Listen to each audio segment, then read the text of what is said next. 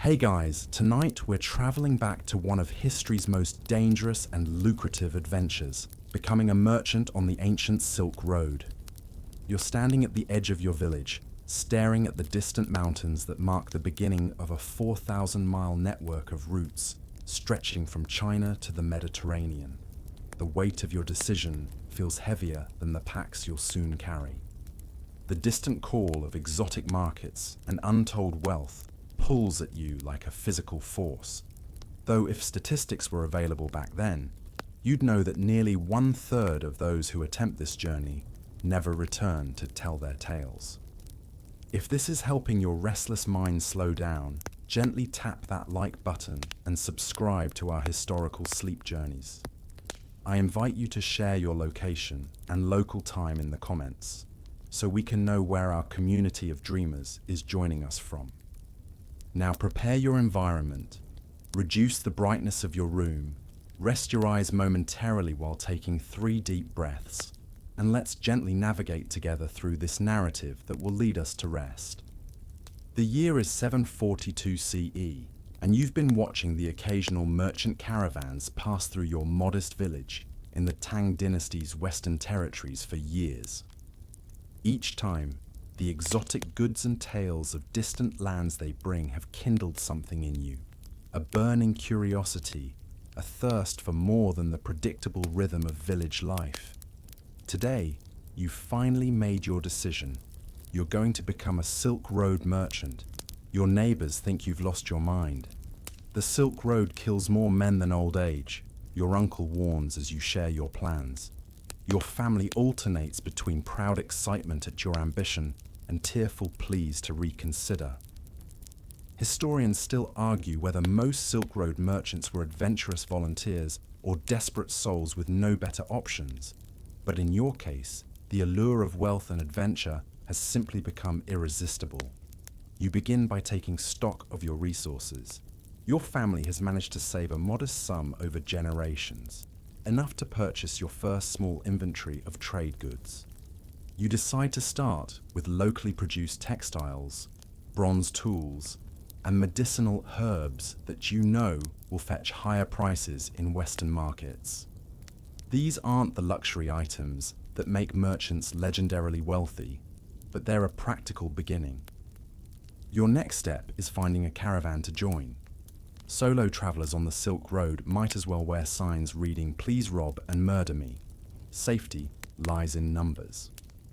You spend weeks making connections at the local tea house where travelers gather, finally securing an invitation to join a medium-sized caravan heading west in the spring. The caravan leader, a grizzled man named Feng with a scar running from his eye to his jaw, seems unimpressed with your eagerness, but agrees to let you join for a substantial fee. First rule, he tells you, sipping tea with deliberate slowness that makes you squirm. Forget everything you think you know about the road. Second rule, when I say we move, we move. When I say we stay, we stay. Argue, and you're on your own. You nod vigorously, trying to project confidence you don't feel. You spend the next months liquidating family assets, calling in favors, and preparing physically for the journey. You run daily with increasingly heavy packs, harden your feet by walking barefoot on rocky ground, and learn to function on minimal sleep. You also begin studying basic phrases in Sogdian, the lingua franca of Silk Road trade, though your pronunciation makes your language teacher, a retired merchant with one eye and missing fingers, alternate between laughter and despair. The quirky fact that surprises you most during your preparation is learning that paper money, a relatively new invention in Tang China, is completely worthless beyond the empire's borders. You'll need to convert your wealth into more universally recognized forms: silver, gold, or trade goods themselves. You decide on a mixture, with most of your capital invested in trade goods and a small reserve of silver hidden in various spots on your person and pack animals. As the departure date approaches, sleep becomes impossible. You lie awake, visualizing bandits, sandstorms, mountain passes, and exotic marketplaces. You imagine returning years later, wealthy beyond measure, perhaps with a foreign wife or husband, spices, silks, and stories no one in your village has ever heard. The fantasy sustains you through the fear. On your final night in the village, a traveling monk passes through and shares a meal at your family's table. When he learns of your impending journey, he nods thoughtfully. "The road will take everything you bring," he says, "including who you are, but it gives new things in return." When you ask what he means, he simply smiles and returns to his rice. Dawn breaks on departure day. The caravan assembles at the village edge. 20 merchants with their goods loaded on oxen, mules, and camels, plus hired guards carrying an assortment of weapons. Your family surrounds you in a tight circle of embraces. Your mother slips a jade amulet around your neck for protection. Your father, a man of few words, simply squeezes your shoulder hard enough to hurt. And then, with a shout from Feng and the jangling of bells on the lead camel, you're moving. The road has claimed you now, for better or worse.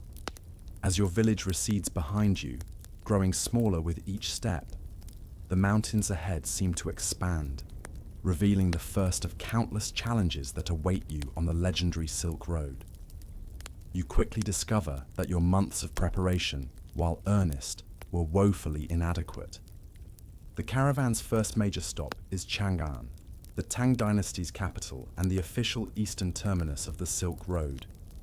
Here, Feng explains, you'll spend 2 weeks making final preparations before the true journey begins. The city overwhelms your senses.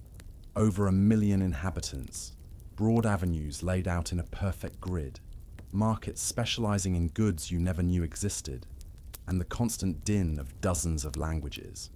"First lesson," Feng says, as he guides you through the Western market where foreign merchants gather. "Everything you bring must serve multiple purposes or be valuable enough to justify its weight." You watch as experienced merchants ruthlessly assess every item they're packing, discarding anything deemed non-essential. A basic medicine kit, Feng insists, is worth 10 times its weight in silk if you fall ill in the Gobi Desert. The essential packing list surprises you with its specificity. Multiple water skins with spare plugs and patches, clothing for both desert heat and mountain cold, salt tablets to replace what your body sweats out, wide-brimmed hats and face coverings for sandstorms, winter furs, summer silks, sturdy boots and backup sandals. Merchants debate endlessly about what constitutes essential versus luxury. One grizzled trader shows you a tiny bronze mirror he's carried for 20 years. Not for vanity, but to signal for help if separated from the caravan. Historians still argue about the average pack weight carried by Silk Road merchants, with estimates ranging from 60 to over 100 pounds of personal equipment, not counting trade goods. Whatever the exact figure, you feel every ounce as you practice loading and unloading your animals. Money management proves equally complex. You learn to sew coins into hidden pockets in your clothing, to carry multiple purses with decoy amounts, and to convert wealth into easily transportable forms. Some merchants carry compact luxury goods like saffron or ambergris that combine high value with minimal weight. Others prefer to trade in gems or gold wire that can be hidden in plain sight as jewelry. The truly paranoid, Feng among them, swallow small gems wrapped in wax when passing through dangerous territories, recovering them later through unpleasant means you prefer not to contemplate. The road taxes everything, a Persian merchant tells you over tea: your body, your goods, your patience, your morals. You laugh, thinking he's joking, but his eyes remain serious. I've seen honest men become thieves and pious men forsake their gods when the desert stretched too long or winter came too early. Beyond physical preparations, you spend hours each day improving your Sogdian, the trade language that will prove crucial beyond China's borders. You also pick up basic phrases in Turkic, Persian, and Tocharian from other merchants who share knowledge in exchange for your help with their tasks. Language, you quickly realize, is as valuable as silver on the road, perhaps more so, since it can't be stolen. You invest in hiring a personal guard, an expensive but necessary precaution. After interviewing several candidates, you select Batu, a stocky Uyghur with a perpetual scowl and impressive skill with both bow and short sword. "I don't talk much," he warns during your interview, "but I'll keep you alive if you keep me paid." His bluntness feels reassuring amid the chaos of preparations. One amusing detail of your preparations involves specialized clothing. The most experienced merchants have tunics and robes modified with hidden pockets, reinforced seams that double as emergency rope, and reversible designs with different colors and patterns on each side, allowing them to change appearance quickly if needed. You commission similar garments, feeling both foolish and sophisticated as the tailor takes measurements and adds these covert features. Your trade goods require careful consideration too. Feng advises starting with items in high demand that won't spoil: iron tools, quality textiles, medicinal herbs, and tea bricks. Save the exotic luxury trade for your second journey, he counsels, after you've learned which routes are safest and which officials can be trusted. Speaking of officials, you're introduced to the complex system of paperwork and permissions required just to leave the empire. The Tang government strictly regulates foreign trade, requiring detailed manifests of goods, travel permits stamped by multiple bureaucrats, and payment of export taxes. You spend 3 frustrating days navigating this bureaucratic labyrinth, learning that a well-placed bribe often accomplishes more than proper documentation. Your first moral compromise of many to come. The final preparation involves learning to care for the animals that will carry your livelihood. You've purchased 2 sturdy mules and invested in a quarter share of a camel with 3 other small merchants. The mules prove stubborn but manageable. The camel, however, seems to harbor a personal vendetta against human existence. It spits, bites, and emits odors so foul they make your eyes water. "You'll grow to love her," insists the merchant who sold you the share, barely concealing his relief at offloading part ownership of the beast. On your last night in Chang'an, the caravan gathers for a feast that seems equal parts celebration and funeral rite. Stories flow with the wine, tales of successful journeys and fortunes made, but also accounts of caravans lost to sandstorms, ambushed by bandits, or turned back by impassable mountains.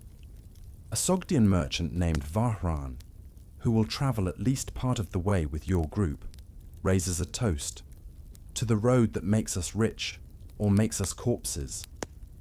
Everyone drinks deeply, laughing with an edge of hysteria. You return to your rented room to find Batu checking your packs one final time. "We leave before dawn," he reminds you unnecessarily. "Try to sleep." But sleep proves elusive as you mentally review your preparations, wondering what crucial item or knowledge you're forgetting. When you finally drift off, you dream of endless roads stretching across impossible landscapes, each turning to sand beneath your feet as you walk. Morning arrives with a gentle shake from Batu. "It's time," he says simply. You step outside into darkness, broken only by lanterns as the caravan assembles. The real journey is about to begin. The caravan departs Chang'an in pre-dawn darkness, a deliberate strategy to avoid both the day's heat and the crowds that might slow your progress. You fall into line behind more experienced merchants, trying to mimic their confident posture while suppressing the flutter of anxiety in your stomach. Your mules follow obediently, but the quarter-share camel, which the group has nicknamed Empress for her imperious attitude, requires constant attention to keep her moving forward rather than wandering off to investigate interesting smells.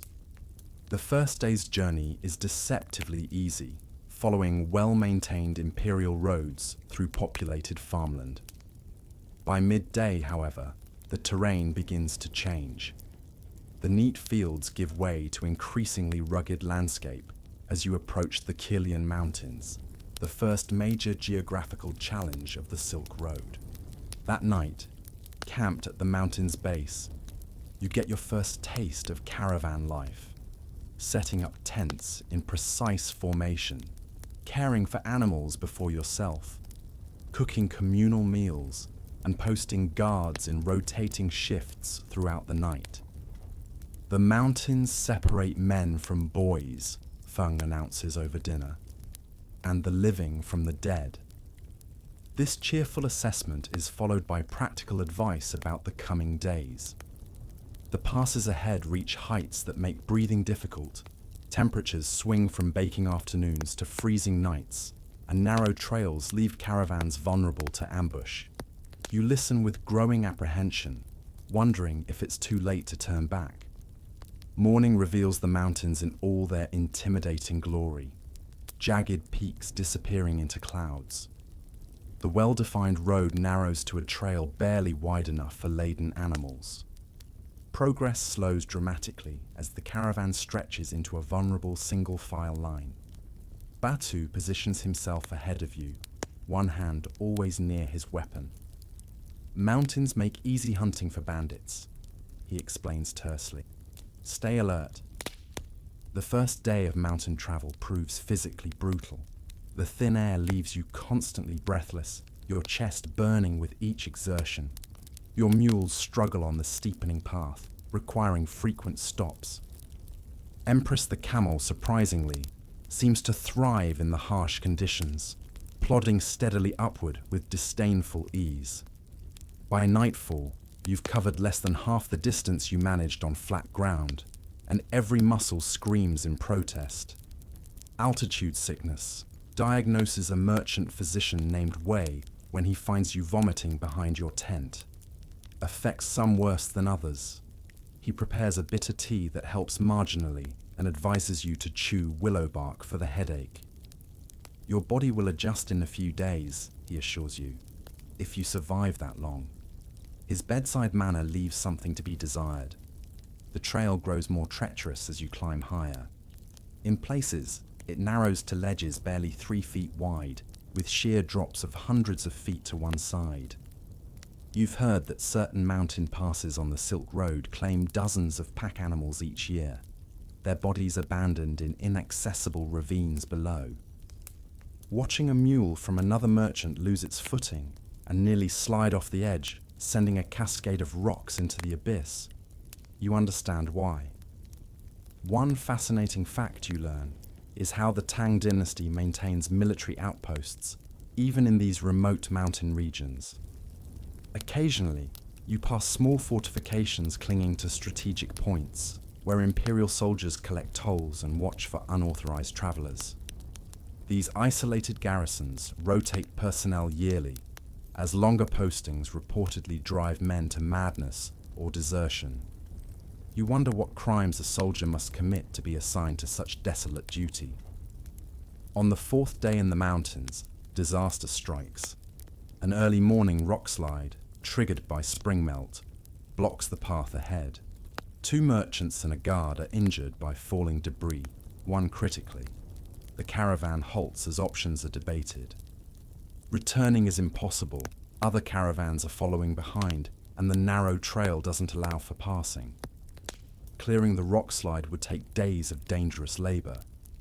The only alternative is a lesser-known path that adds 3 days to the journey and passes through territory with an unsavory reputation.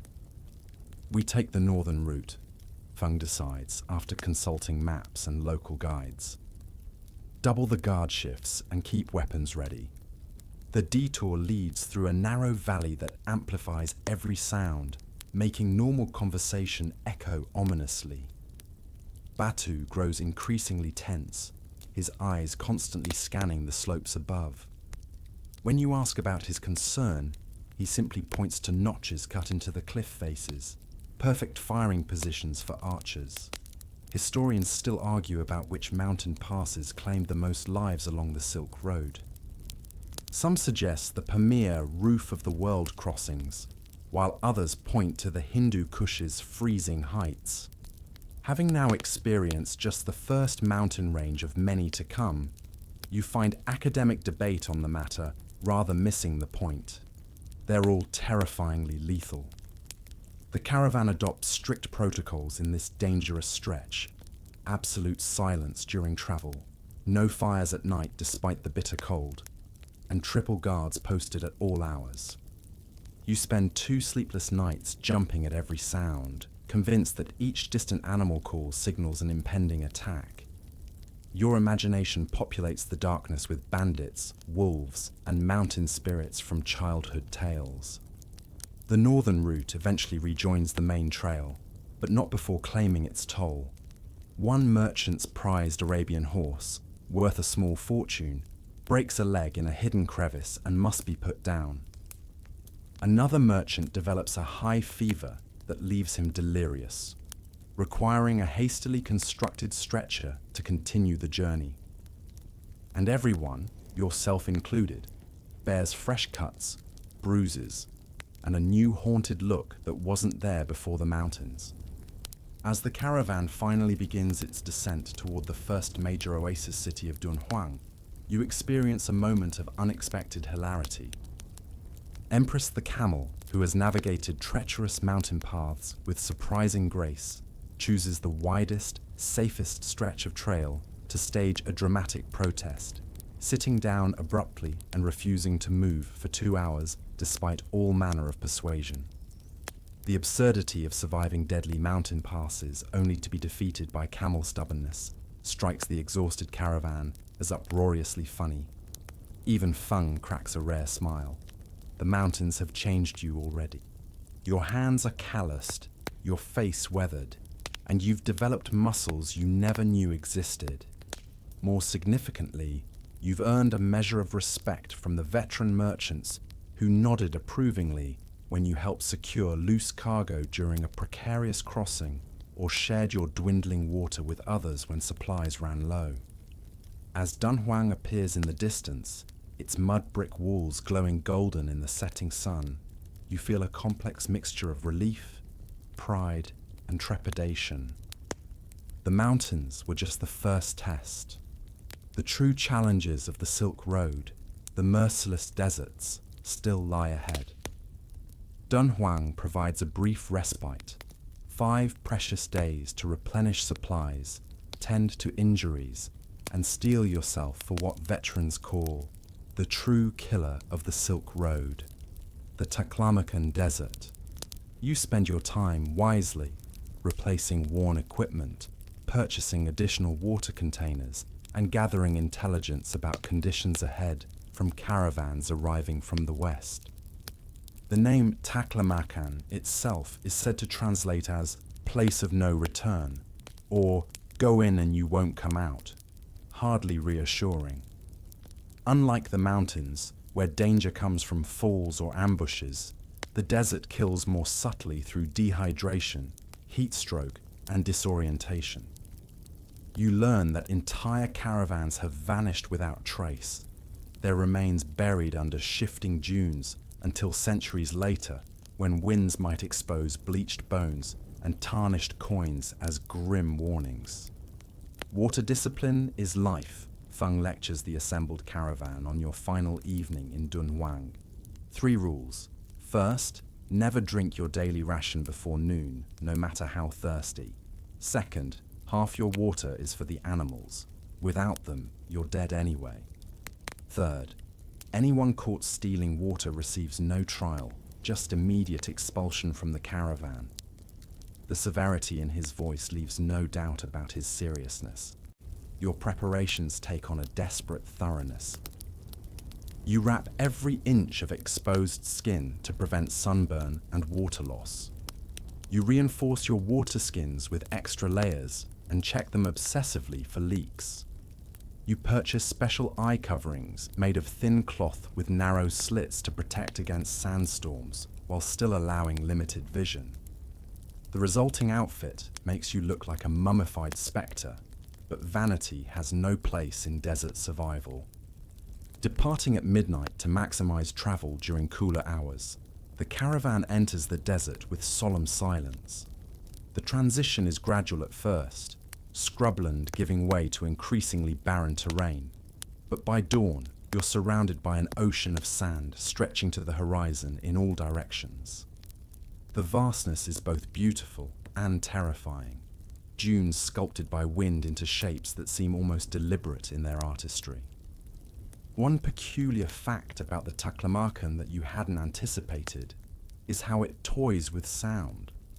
Sometimes voices carry for impossible distances across the empty landscape. Other times, a person 10 feet away sounds muffled and distant.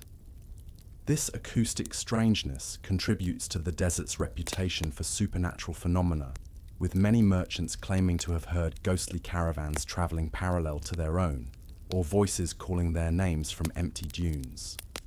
By midday, you understand why veterans fear the desert more than any mountain pass or bandit tribe. The heat becomes a physical presence, a weight pressing down that makes each step an effort of will. The sun reflects off the sand, attacking from above and below simultaneously. Your water, despite careful rationing, disappears alarmingly fast, and your tongue swells with thirst. Worst of all is the psychological toll. The landscape's unchanging vastness creates the illusion that you're not moving at all, that you're trapped in an endless, scorching purgatory. Keep your eyes on the person ahead, not the horizon, Batu advises when he notices you growing disoriented. The desert makes men mad by making them think they'll never escape. You follow his advice, focusing on the swaying back of the merchant ahead rather than the intimidating expanse around you. Navigation becomes a critical concern. Without landmarks, caravans rely on compasses, stars, and local guides who claim to read subtle signs in the dunes themselves. Even with these tools, staying on course proves challenging. Sand constantly covers the trail, and mirages distort distant oasis markers. One wrong turn can mean days of additional travel, or death if water runs out before reaching the next well. On the third day, disaster strikes in the form of a sandstorm. You've just enough warning, a darkening of the horizon and sudden drop in temperature, to implement emergency procedures. Animals are hobbled in tight circles, their faces covered with protective cloths. Humans don face makers and goggles before huddling behind makeshift windbreaks. Then the storm hits with apocalyptic fury. The experience defies description. Sand finds its way through every crack and crevice in your protective clothing, abrading your skin raw. The wind screams with such force that you feel it might tear you from the ground. Breathing becomes a struggle even through layers of cloth. Most terrifying is the absolute disorientation. You can't see your hand in front of your face, let alone the rest of the caravan. You cling to a rope attached to your mule, your only tether to reality in the howling chaos. The storm rages for 17 hours. When it finally passes, leaving an eerie silence in its wake, the landscape has been completely transformed. Dunes have shifted positions, familiar markers are gone, and the trail has vanished completely. Worse, 2 merchants and a guard are missing, along with several animals. The caravan spends precious hours searching, but eventually, Fung makes the brutal decision to continue without them. The desert has claimed them, he announces with finality. We have water for 3 more days. If we delay longer, it claims us all. That night, despite exhaustion, no one sleeps well. The missing men's fate hangs over the camp like a spectre, a reminder of how easily any of you could be next. Water becomes the sole focus of existence. You find yourself calculating and recalculating how many sips remain, how many days to the next well, what can be sacrificed if supplies run critically low. Veterans share grim techniques for emergency situations, drinking animal blood, capturing moisture from buried plants, and last resort methods involving urine that you hope never to implement. Historians still argue about the exact mortality rate for desert crossings during the Silk Road's peak, but conservative estimates suggest at least 1 in 20 travelers died in the Taklamakan alone. The actual figure was likely much higher, as official records only counted registered caravans, not the countless unofficial groups that attempted crossings with inadequate preparation. On the 5th day, you experience the desert's cruelest trick, the false oasis. Shimmering water appears on the horizon, complete with waving palms and the promise of relief. Veterans ignore it completely, but you catch several newer merchants veering off course, drawn by the mirage. Batu forcibly restrains one man who becomes hysterical, insisting the water is real and the caravan is deliberately avoiding it. That night, the man attempts to steal extra water and is expelled from the group as promised, a death sentence delivered without a weapon. Your own sanity begins to fray around the edges. You find yourself having conversations with people who aren't there, only to snap back to reality with no memory of the lapse. The constant squint against sun and sand gives everyone perpetual headaches, adding to the general misery. Sleep, when it comes, brings vivid hallucinations rather than rest. Just when survival seems impossible, the landscape begins to change. First, you notice occasional scrubby plants clinging to life in the sand. Then, distant mountains appear on the horizon. Real ones this time, not mirages. Finally, gloriously, the outlines of an oasis town emerge. Darkened, a major crossroads of the Silk Road, and your gateway out of the desert hell. The caravan's mood transforms instantly. Men who haven't spoken for days begin chattering excitedly. Animals sense the proximity of water and quicken their pace. Even Empress the camel, who has been surprisingly stoic throughout the ordeal, emits an excited grunt. You've survived the Taklamakan, this time. The sobering thought that you'll need to cross it again on your return journey is one you push aside for now. As Darkened grows closer, you take inventory of the desert's toll: cracked lips, blistered skin, bloodshot eyes, and a new hollow-cheeked gauntness shared by everyone in the caravan. But beneath the physical damage lies something more significant, a hardened core that wasn't there before. You've faced one of the world's deadliest environments and emerged alive. Whatever lies ahead, you've earned the right to call yourself a true Silk Road merchant.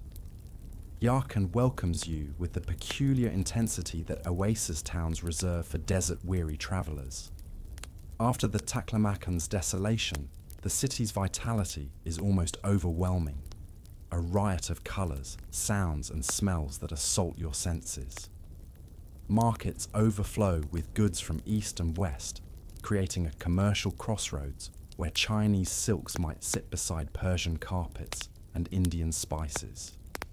But beneath the bustling surface lies a complex web of political realities that make Darkened and similar oasis towns uniquely challenging for merchants to navigate.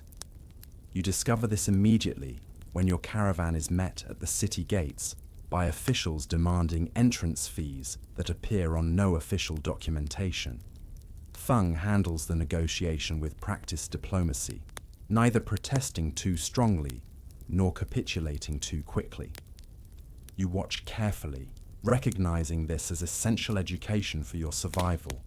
Every oasis has its own rules, Feng explains later as the caravan settles into a caravanserai, a specialized inn built around a large courtyard where merchants can secure their goods and animals.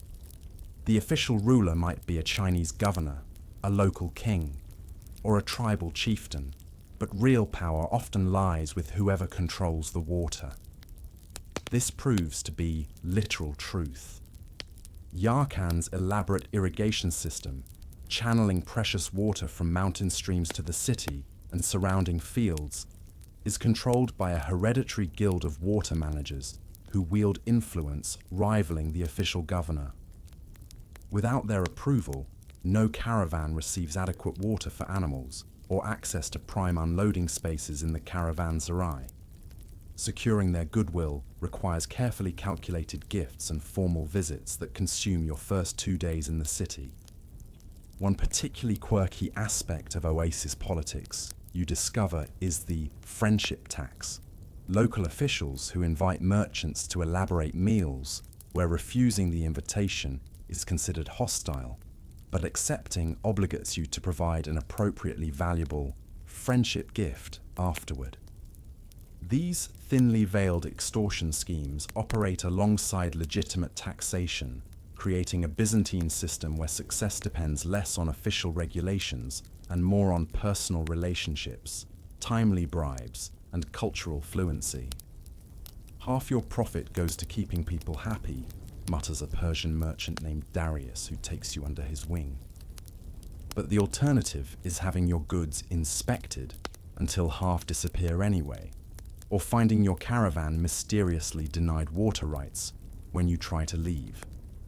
You witness this system's consequences when a newly arrived merchant from Bukhara refuses to participate in the ritual dance of bribes and courtesy calls. Within days, his goods sit unsold as word spreads among local buyers to avoid him. When he attempts to leave, his water allotment proves suspiciously inadequate, and no local guides will join his caravan. Eventually, he capitulates, paying far more to resolve these misunderstandings than the original expected bribes would have cost. Historians still argue about whether these informal systems ultimately helped or hindered Silk Road trade. Some suggest they provided stability in regions where formal government authority was weak, while others contend they added unsustainable costs that limited which goods could profitably be traded. Having now experienced the system firsthand, you appreciate that it's simultaneously predatory and protective. The same officials who extract payments also ensure foreign merchants aren't murdered in their sleep. Your education in oasis politics continues as Feng insists you accompany him to various meetings. You're introduced to the city's governor, who collects official taxes, the watermaster, who expects unofficial ones, the caravanserai owner, who requires gifts to ensure your goods remain secure, and the head of the local merchants' guild, who determines which markets you can access. Each meeting follows elaborate protocols with specific expectations for behavior, speech, and gift-giving. Never look directly at the watermaster's missing eye, Feng whispers before one such meeting, and compliment his son's horsemanship, whether you've seen the boy ride or not. These seemingly arbitrary rules govern every interaction, creating an intricate social minefield where one misstep can cost weeks of delay or precious coins in additional fees. Beyond politics, oasis towns serve essential practical functions for caravans. Yarkand offers specialized markets where you can trade goods brought from China for local products or Western import. Animals receive critical veterinary care, with expert assessment of which ones can survive another desert crossing and which must be sold or traded locally. Damaged equipment is repaired by specialized craftsmen who understand the unique demands of desert travel. Most importantly, oasis towns provide opportunities to gather intelligence about conditions ahead. You spend evenings in the caravanserai courtyard, sharing meals with merchants traveling in the opposite direction, collecting critical information about water levels at desert wells, tribal movements that might threaten security, and which officials along the route have recently increased their friendship expectations.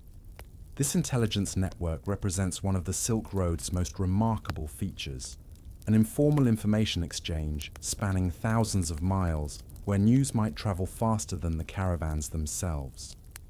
You learn that a bridge has collapsed 3 weeks' journey ahead, that a normally peaceful tribe is suddenly harassing travelers near Kashgar, and that a new Chinese border official is actually accepting the officially posted tax rate rather than the customary triple amount. Your own trading begins in earnest, and you experience your first real success as a merchant. The bronze tools you brought from Chang'an fetch excellent prices from local craftsmen, while the medicinal herbs prove less valuable than expected due to an abundant local harvest of similar plants. You reinvest your profits in locally produced carpets and jade ornaments that Feng assures you will sell well in markets further west. The experience teaches you an essential lesson. Successful Silk Road trading rarely involved carrying the same goods the entire distance. Instead, smart merchants constantly adjusted their inventory, selling and buying at each major stop to maximize profit and minimize the weight of transported goods. The legendary journeys from China to Rome were typically completed by goods, not individual merchants, with items changing hands dozens of times along the route. After 10 days in Yarkand, the caravan prepares to depart. Your diplomatic education continues as Feng guides you through the complex farewell rituals required to ensure smooth future visits. These include formal calls to the same officials you met upon arrival, carefully calculated final gifts, and the settlement of any outstanding debts or obligations, real or invented, that local merchants might claim. The night before departure brings a moment of unexpected humanity amid the calculated politics. The caravanserai owner, having extracted considerable payment for your stay, invites several merchants, including yourself, to a private family dinner.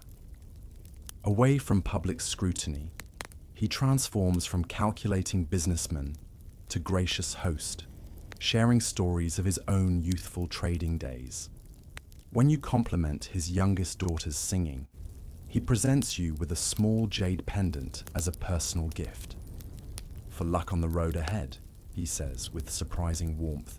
"Return safely and bring news from the west."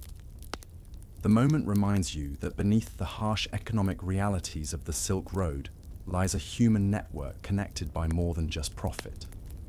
As you prepare your animals and goods for departure the next morning, you reflect on your evolving understanding of the Silk Road. It's not merely a trading route, but a complex political and social ecosystem with its own unwritten rules and power structures. The merchants who succeed are those who navigate this human terrain as skillfully as they cross deserts and mountains. Looking back at Yarkand's walls as the caravan departs, you wonder how many of these oasis towns you'll visit before your journey ends, and how many will extract their pound of flesh in taxes, bribes, and friendship gifts before you return home. The road stretches endlessly westward, each town a kingdom unto itself, each ruler a potential ally or obstacle in your quest for profit and survival. The caravan's rhythm settles into a pattern as you leave Yarkand behind. Arduous travel between oases, brief periods of rest and trade, then onward again. Your focus shifts increasingly to your cargo, the lifeblood of your journey, and the reason for enduring such hardships. While most outsiders imagine the Silk Road trade revolving exclusively around its namesake fabric, you've quickly learned that successful merchants deal in a far more diverse inventory. Your own cargo has evolved significantly since leaving Chang'an. The bronze tools and herbs you initially carried have been traded for jade, carpets, and locally produced paper, a recent Chinese innovation that fetches premium prices in Western markets. You've also acquired a small collection of spices, peppercorns, cinnamon, and most precious of all, a small pouch of nutmeg carefully wrapped in oiled cloth to protect it from moisture and sand. Diversify or die, counsels Wei. the physician merchant who has become something of a mentor. Silk alone makes a poor foundation for profit. He explains that while silk remains the most famous Silk Road commodity, it's also the most regulated, taxed, and targeted by thieves. Smart merchants balance their inventory between high-value luxury goods and more practical items that sell consistently across cultures. You begin categorizing your inventory according to Wei's system. Base goods that sell everywhere: salt, tea, basic textiles; cultural goods with specific markets; religious items, specialized tools, medicinal ingredients; and luxury goods worth their weight many times over: silk, spices, precious stones. The proportions shift as you travel, with luxury goods gradually forming a larger percentage of your cargo as you learn which items justify their transportation costs. The management of this evolving inventory presents challenges you never anticipated. Each item requires specific handling and protection from the elements. Your jade pieces must be individually wrapped and padded to prevent chips and scratches. Spices need constant protection from moisture. Textiles must be regularly unfolded and refolded to prevent permanent creases and check for moths or mildew. The daily care of your goods adds hours to your already exhausting routine. One fascinating fact you discover is how certain goods serve dual purposes on the Silk Road. Tea bricks, compressed blocks of tea leaves, function simultaneously as trade goods and currency in many regions. Their standardized size, weight, and value made them a reliable medium of exchange, while their practical use as a beverage ensured permanent demand. You begin carrying a supply of these versatile items, appreciating their utility when entering regions with unfamiliar local currencies. The value fluctuations of goods across distances creates both risk and opportunity. In Kashgar, your next major stop, you witness a merchant weeping with joy after selling cashmere shawls for 9 times what he paid 3 months earlier. The next day, another trader nearly bankrupts himself buying pepper at inflated prices, only to discover upon reaching the next town that unusually large shipments have arrived from the south, collapsing the market value. Information is worth more than gold, Feng tells you after witnessing these contrasting fortunes. The most successful merchants maintain complex networks of informants who track price fluctuations across regions, sometimes paying significant sums for advanced knowledge of shortages or surpluses. You begin cultivating your own modest network, exchanging letters with merchants you've befriended who travel different routes, creating a primitive market intelligence system. Beyond market dynamics, your goods face constant physical threats. During a mountain crossing, moisture seeps into one of your textile bundles, creating mildew that threatens to spread. You spend an entire rest day frantically drying the affected pieces in the sun, treating them with vinegar, and repackaging everything with fresh desiccants, dried rice and salt packets placed strategically throughout your cargo to absorb humidity. The relentless desert sun poses different challenges, bleaching colors from exposed goods and making animal-derived products like leather and parchment brittle. You learn to transport such items in the center of your packs, surrounded by other goods that shield them from temperature extremes. Every experienced merchant has horror stories of arriving at destination markets with sun-ruined goods worth a fraction of their potential value. Historians still argue about exact spoilage rates for Silk Road goods, but contemporary accounts suggest between 15 and 30% of all transported items suffered significant damage or deterioration during typical journeys.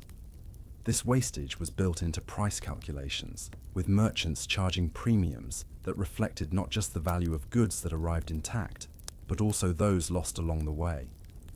Theft represents an omnipresent concern, occurring in forms both obvious and subtle. Nighttime raiders might cut packs from sleeping animals, but more common are the small, ongoing losses from trusted sources. Caravanserai workers helping themselves to small amounts, corrupt guards accepting bribes to look the other way, or even fellow merchants with sticky fingers during communal unpacking sessions. You develop protective strategies for different categories of goods. The most valuable items travel on your person: nutmeg pouches sewn into your clothing, small jade pieces distributed among various hidden pockets. Moderate value goods stay with your personal animals, secured with elaborate knots that serve as primitive tamper evidence seals. Lower value, bulkier items travel with the general caravan, where some pilferage is accepted as inevitable. One unexpectedly amusing aspect of cargo management is the elaborate system of decoys and misdirection that develops among experienced merchants. False bottoms in trunks, hollow walking sticks, and ordinary-looking objects with hidden compartments become standard equipment. Some merchants deliberately pack damaged or worthless items, prominently visible atop their valuable goods, creating the impression of a struggling trader not worth robbing. The best place to hide treasure is in plain sight, demonstrates a Sogdian merchant named Rodak, showing you how he transports gold dust packed into the hollow handles of ordinary cooking utensils. Thieves look for locked boxes and hidden compartments. They rarely check the ladle used to serve communal stew. The ingenuity of these systems borders on artistry, with techniques passed down through generations of trading families. Your inventory experiences a dramatic shift after Kashgar, where you make your first truly significant profit. Your jade pieces, purchased relatively cheaply near their source, command premium prices from Persians eager to send exotic Eastern goods homeward. You reinvest in lapis lazuli heading east again, amber moving west, and a small but valuable package of saffron that weighs almost nothing while representing nearly 20% of your total capital. This concentrated wealth creates new anxieties. You find yourself checking your most valuable pouches dozens of times daily, sometimes waking from sound sleep to verify their presence. The psychological burden of carrying such value through dangerous territories manifests in constant vigilance that leaves you perpetually exhausted yet unable to truly rest. The complexity of managing multi-directional trade becomes apparent as you meet merchants working established routes rather than one-time journeys. These professionals maintain storage in multiple cities, allowing them to capitalize on seasonal price fluctuations by holding goods until market conditions optimize. You arrange your first such storage agreement in Kashgar, leaving several carpets with a trusted agent to sell during the winter festival when prices traditionally peak. As your caravan approaches Samarkand, the legendary crossroads city where trade routes from China, India, Persia, and the steppe converge, you realize how profoundly your relationship with physical goods has changed. What began as simple commodities have become extensions of yourself, their care and protection consuming your thoughts and energy. You understand now why veteran merchants speak of their cargoes with the same concern others reserve for family members. The distant domes and minarets of Samarkand shimmer on the horizon like a mirage, promising new markets, opportunities, and challenges. Your pack animals sense your anticipation, picking up their pace slightly as the greatest trading city of the Silk Road grows larger with each step. Inside your robes, the pouches of spices and gems that represent your accumulated wealth press against your skin, a constant reminder of all you've risked and all you stand to gain or lose in the bazaars ahead. The relative peace of your journey shatters 3 days east of Samarkand. The attack comes at dawn, the preferred hour for bandits when travelers are groggy from sleep, but visibility is good enough for accurate archery. You're awakened by shouts and the distinctive whistle of arrows cutting air.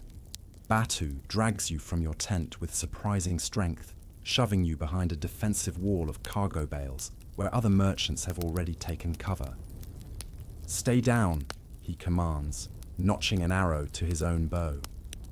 The caravan guards have formed a perimeter, returning fire toward rocky outcroppings, where movement betrays the bandits' positions.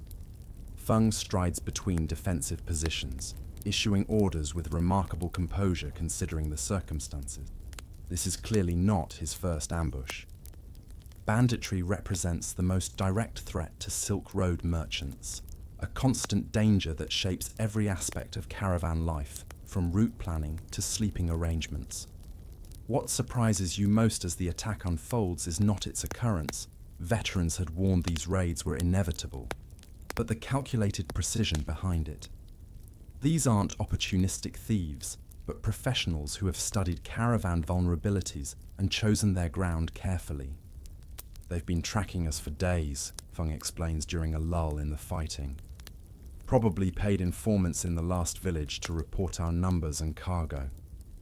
The bandits have blocked the trail ahead with fallen boulders and positioned archers to cover all potential escape routes. A sophisticated operation that belies the primitive barbarian stereotype often applied to Silk Road raiders." The battle settles into a tense stalemate. The bandits lack sufficient numbers to overwhelm the caravan's defenses, while your guards can't pursue the attackers into their advantageous positions without leaving the merchants exposed. As morning stretches into afternoon, you experience the psychological warfare that accompanies physical danger. The bandits occasionally calling out in multiple languages, offering safe passage to any merchant willing to abandon their goods, or trying to sow discord by suggesting that certain caravan members might already have made private arrangements for protection. "They're hoping we turn on each other," Darius the Persian explains, his normally jovial face grim as he checks his dwindling supply of arrows. "Fear and suspicion work in their favor. Trust no voice from those rocks." By late afternoon, rescue arrives in the form of mounted soldiers from a nearby garrison, their approach sending the bandits melting back into the landscape. The immediate danger passes, but the attack's aftermath reveals a deeper threat that veteran merchants fear more than arrows: betrayal from within. Feng and the senior guards conduct a methodical inventory of goods and equipment, comparing against records maintained before the journey. Discrepancies emerge. Missing items that couldn't have been taken during the brief moments when bandits penetrated the defensive perimeter. More troubling, the attackers had known precisely which wagons contained the most valuable cargo, targeting them specifically while ignoring decoys that should have fooled outsiders. "We have a traitor," Feng announces that evening. The accusation hangs in the air, poisoning the camaraderie that usually defines caravan life. Suspicious glances pass between merchants who days earlier shared meals and stories. You find yourself mentally cataloguing every interaction, wondering which friendly face conceals deadly duplicity. The investigation unfolds methodically over the next 2 days as the caravan limps towards Samarkand. Guards question each merchant and servant separately, comparing statements for inconsistencies. Cargo is secretly rearranged each night, creating tests to see who might pass information to outside observers. The atmosphere grows suffocatingly tense, with long-time traveling companions now avoiding private conversations for fear of appearing conspiratorial. Historians still argue about the frequency of insider betrayal on the Silk Road, with estimates ranging from involvement in 20 to 50% of major caravans. Contemporary accounts describe elaborate systems of signals used by infiltrators, everything from colored cloth hung as laundry to patterns of animal dung left along the trail that indicated caravan strength and valuable cargo positions to waiting bandits. The betrayer's identity emerges through a clever trap Feng sets on the third night. False information about a cache of especially valuable silk is deliberately leaked to different suspects, each told a slightly different location. When bandits attempt another raid targeting the specific location mentioned to only one person, the traitor's identity becomes undeniable. The revelation stuns the caravan. The betrayer isn't some recently joined stranger, but Wei, the physician merchant who has treated your ailments, shared wisdom about trade goods, and broken bread beside your fire for months. His capture occurs without drama. Guards simply surround him during the evening meal, having found damning evidence hidden among his medical supplies. A small mirror used for signaling and payment vouchers from bandit chiefs. Why? You ask when allowed a brief moment with the bound prisoner. Wei's response chills you more than the attack itself. 23 journeys I've made, he says tonelessly. 23 times watching silk merchants grow rich while I earned pennies healing the sick. The bandits pay better, and eventually, everyone chooses survival over honor. His eyes, previously warm with mentor's concern, now reflect nothing but cold calculation. You walk away wondering how many of his medical treatments might have been deliberately insufficient, how many patients sacrificed to protect his cover. The traditional punishment for betrayal is immediate execution, but Feng opts for a more pragmatic approach. Wei is bound and will be delivered to authorities in Samarkand, his goods confiscated and distributed among those who suffered losses in the raids. The physician receives this sentence with the same detached calm that once made him an effective healer, as though observing someone else's fate. This incident fundamentally changes your perception of the Silk Road. The physical dangers, mountains, deserts, illness, now seem almost secondary to the invisible threats posed by human nature itself. You find yourself evaluating every interaction through a lens of potential betrayal, questioning motives behind the simplest conversations. Veteran merchants notice this transformation and nod with grim understanding. It's a necessary evolution for survival. Beyond the psychological impact, the betrayal creates practical problems. Without a physician, minor ailments that Wei would have treated now threaten to become serious issues. Merchants with medical knowledge share remedies and techniques, creating a communal approach to healthcare that proves surprisingly effective. You contribute the willow bark Wei once recommended for headaches, never mentioning its source.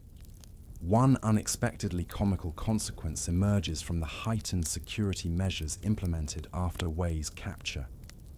The caravan adopts a rotating password system, with each merchant required to remember a daily code phrase that changes at sunset. The multilingual nature of the group leads to pronunciation disasters, with a Tibetan merchant nearly shot by nervous guards when his attempt at the Arabic phrase "peaceful traveler" sounds disturbingly similar to a common bandit challenge. As Samarkand finally appears on the horizon, the caravan has physically recovered from the attack, but remains psychologically transformed. Merchants who previously traveled separately now move in protective clusters. Conversations about routes and cargo occur only in whispers among proven confidants. Most significantly, the easy camaraderie that made endless travel bearable has been replaced by functional cooperation, tinged with permanent wariness. You find unexpected comfort in Batu's steadfast presence during this difficult period. Your hired guard says little about the betrayal, but his behavior speaks volumes. He sleeps in shorter shifts, positions himself to monitor approaches to your tent, and occasionally intercepts well-meaning merchants who approach you too quickly or from blind angles. His loyalty, initially purchased with silver, has evolved into something more personal and valuable. The evening before reaching Samarkand, Feng gathers the caravan for a rare address. "The road tests us in many ways," he says, his weathered face illuminated by campfire. "Bandits we can fight, traitors we can punish, but suspicion, that's a poison that kills from within." He announces relaxed security measures, a deliberate step back from the paranoia threatening to consume the group. "We choose trust, knowing its risks. because the alternative makes us no better than those who attacked us. His words don't erase the betrayal's impact, but they provide a framework for moving forward. As the legendary spires of Samarkand grow from distant shapes to distinct structures, you realize you've experienced another profound transformation on the Silk Road. You departed Chang'an, fearing physical dangers. You approach Samarkand, understanding that the greatest threats and the greatest allies are found not in geography, but in the complex terrain of human relationships. Samarkand rises from the plains like a fever dream, domes of azure tile catching the sun, minarets spiraling toward heaven, and walls that seem to shimmer in the desert heat. After months of hardship, the city's legendary splendor strikes you as almost obscenely beautiful.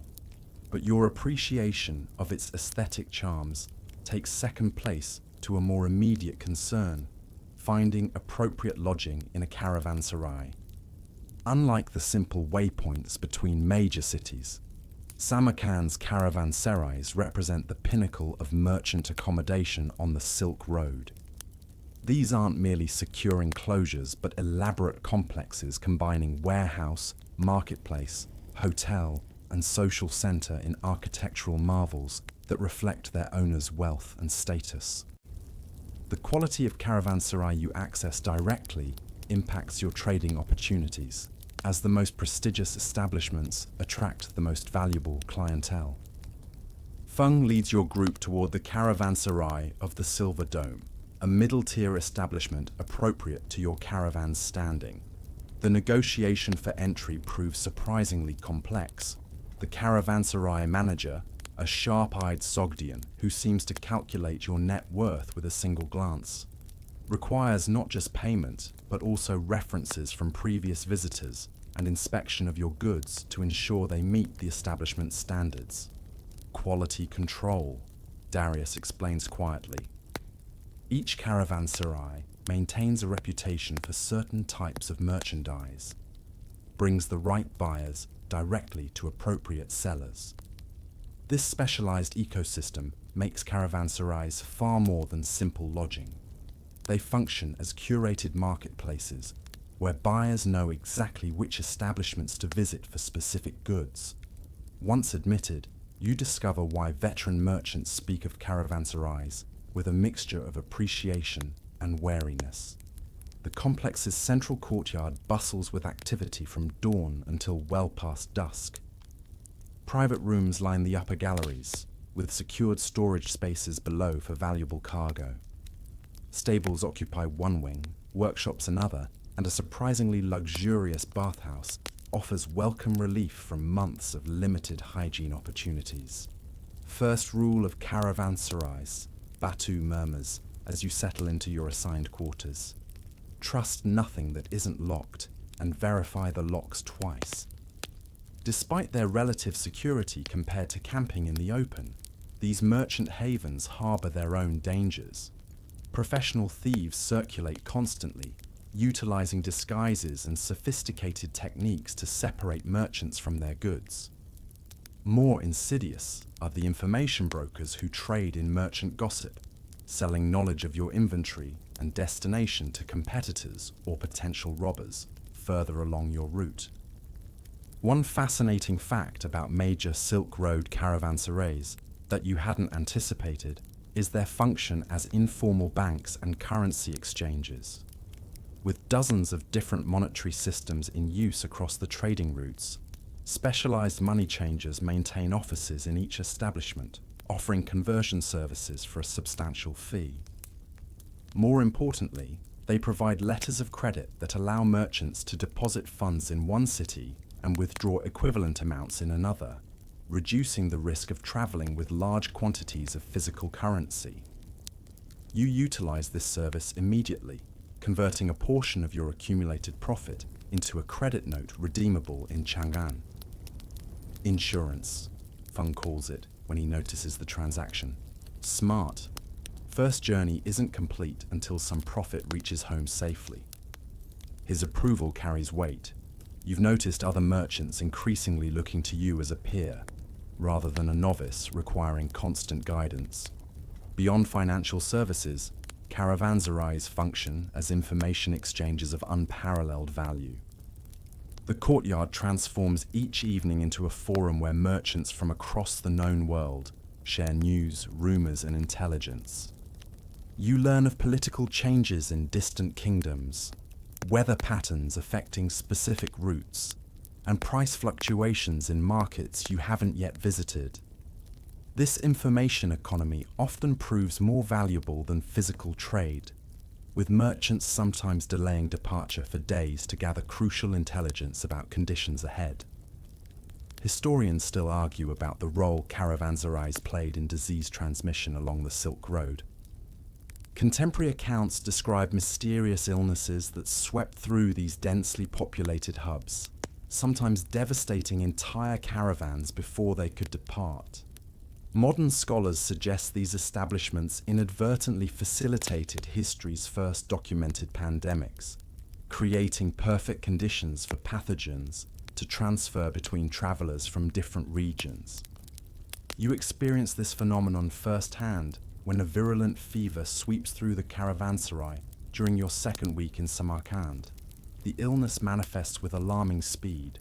Merchants healthy at evening meal collapse by morning, burning with fever and covered in suspicious rashes. Without Wei's medical expertise, the caravan relies on local healers who offer contradictory treatments and dire prognoses. The fever claims 3 merchants from your caravan before running its course, including the jovial Darius, who had survived bandits, deserts, and mountain passes, only to succumb to microscopic invaders in supposedly safe haven. The loss affects you deeply.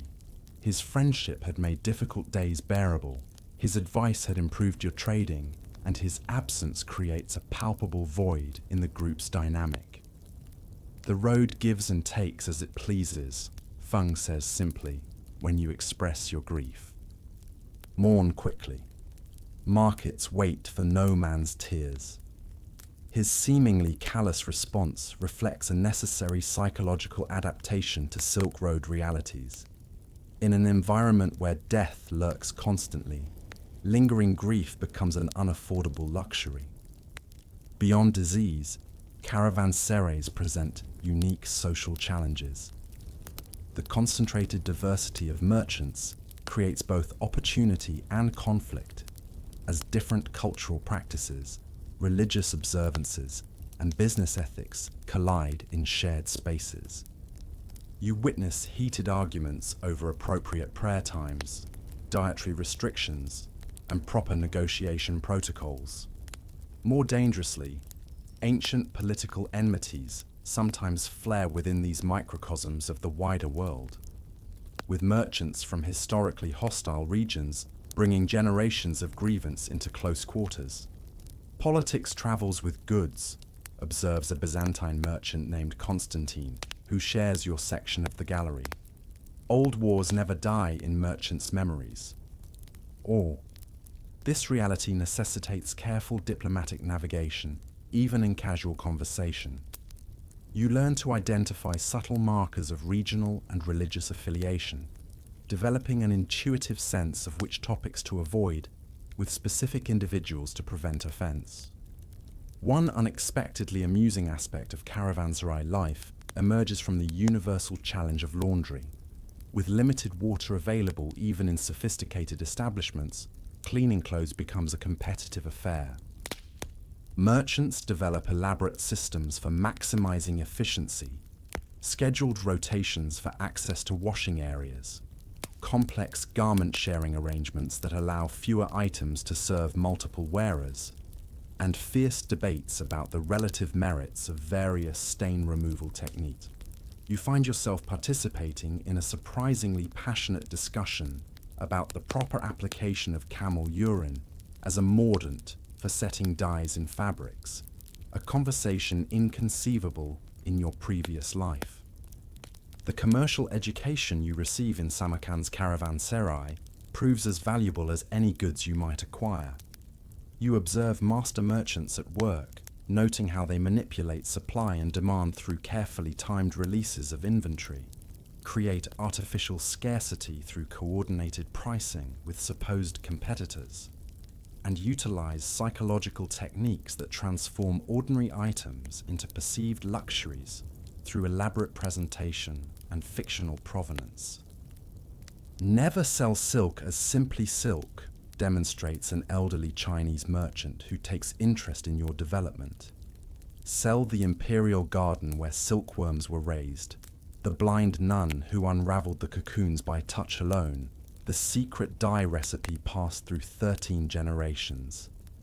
He shows how theatrical elements of commerce, displaying goods by candlelight that flatters their appearance, creating origin stories that appeal to buyers' desire for exclusivity, even controlling the ambient scents that subtly influence purchasing decisions, often determine success more than the actual quality of merchandise. As your time in Samarkand extends from weeks into a month, you notice profound changes in yourself. Your body has adapted to hardships that once seemed unbearable. Your mind processes complex cultural and commercial calculations that previously would have overwhelmed you. Most significantly, you've developed the merchant's dual vision, seeing simultaneously the immediate reality of daily transactions and the broader patterns of opportunity across vast geographic and temporal landscapes. You're becoming dangerous, Feng comments with rare approval when you successfully negotiate a complex three-way trade involving your carpets, another merchant's spices, and a third party's silver. The comment, delivered without elaboration, represents perhaps the highest praise offered on the Silk Road, acknowledgement that you've moved beyond survival to strategic mastery of the trading ecosystem. The caravan prepares to depart Samarkand after 47 days of rest, trade, and recuperation. Your inventory has transformed again. Jade and carpets converted to pepper, cinnamon, and a small pouch of ambergris that represents your most valuable possession yet. More importantly, your network has expanded through connections established in the caravanserai, creating potential partnerships that span continents. As you secure your goods on freshly purchased pack animals, you glance back at the caravanserai's silver dome gleaming in morning light. These havens of relative safety punctuate the Silk Road's dangers like islands in a treacherous sea, essential refuges that nonetheless carry their own unique perils. Understanding their complex ecosystem represents another crucial step in your transformation from novice to seasoned merchant of the world's most legendary trading route. The landscape transforms dramatically as you journey west from Samarkand toward Bukhara. Cultural boundaries blur with each passing day, Chinese influences gradually yielding to Persian aesthetics, Buddhist temples giving way to Zoroastrian fire altars and Muslim mosques. This transition occurs not just in architecture and religion, but in every aspect of daily life. Clothing styles, food preparation, musical instruments, and even the rhythm of daily activities all shift subtly as you cross invisible cultural frontiers. The road is where worlds collide, observes your new traveling companion, a merchant scholar named Rashid, who joined your caravan in Samarkand. And where collisions occur, adaptation becomes survival. His words prove prophetic as you encounter increasingly complex cultural situations requiring rapid assessment and appropriate response. Your first significant challenge comes at a river crossing where local customs dictate that merchants participate in a purification ritual before proceeding. The ceremony involves washing hands in sacred water while reciting prayers to local deities, a practice that would be considered blasphemous by strict adherents of several major religions represented in your caravan. You watch veteran merchants navigate this delicate situation with practiced diplomacy, participating just enough to satisfy local requirements without compromising their personal beliefs. Bend without breaking, Feng advises when he notices your hesitation. The gods understand necessity. This pragmatic approach to cultural and religious differences characterizes successful Silk Road merchants, who develop a remarkable ability to honor local practices without abandoning their core identities. You adopt similar flexibility, learning to distinguish between situations requiring principled stands and those where adaptation serves both practical and ethical purposes. Language barriers intensify as you move into regions where neither Chinese nor Sogdian serve as reliable trade languages. The caravan increasingly relies on a chain of partial translations. Your question in Chinese translated to Sogdian, then to Persian, then to local dialects, with responses following the reverse path. This linguistic game of telephone creates endless opportunities for misunderstanding, from comical mispronunciations to potentially dangerous mistranslations of local laws and customs. One particularly quirky fact about Silk Road linguistic adaptation is the development of specialized merchant pidgins, simplified hybrid languages combining elements from multiple tongues with standardized gestures to create basic communication systems. You begin collecting essential trading terms in various languages, creating your own personalized lexicon that enables direct negotiation without interpreters. This linguistic flexibility becomes another tool in your merchant arsenal, often earning preferential treatment from local traders who appreciate efforts to bridge communication gaps. The most visible aspect of cultural collision appears in clothing and personal presentation. Your once recognizably Chinese attire has gradually transformed into a cosmopolitan ensemble, borrowing elements from multiple traditions. Persian-style trousers for comfortable riding, Central Asian boots better suited to local terrain, Chinese silk tunics valued for status display, and head coverings adapted to regional weather and social expectations.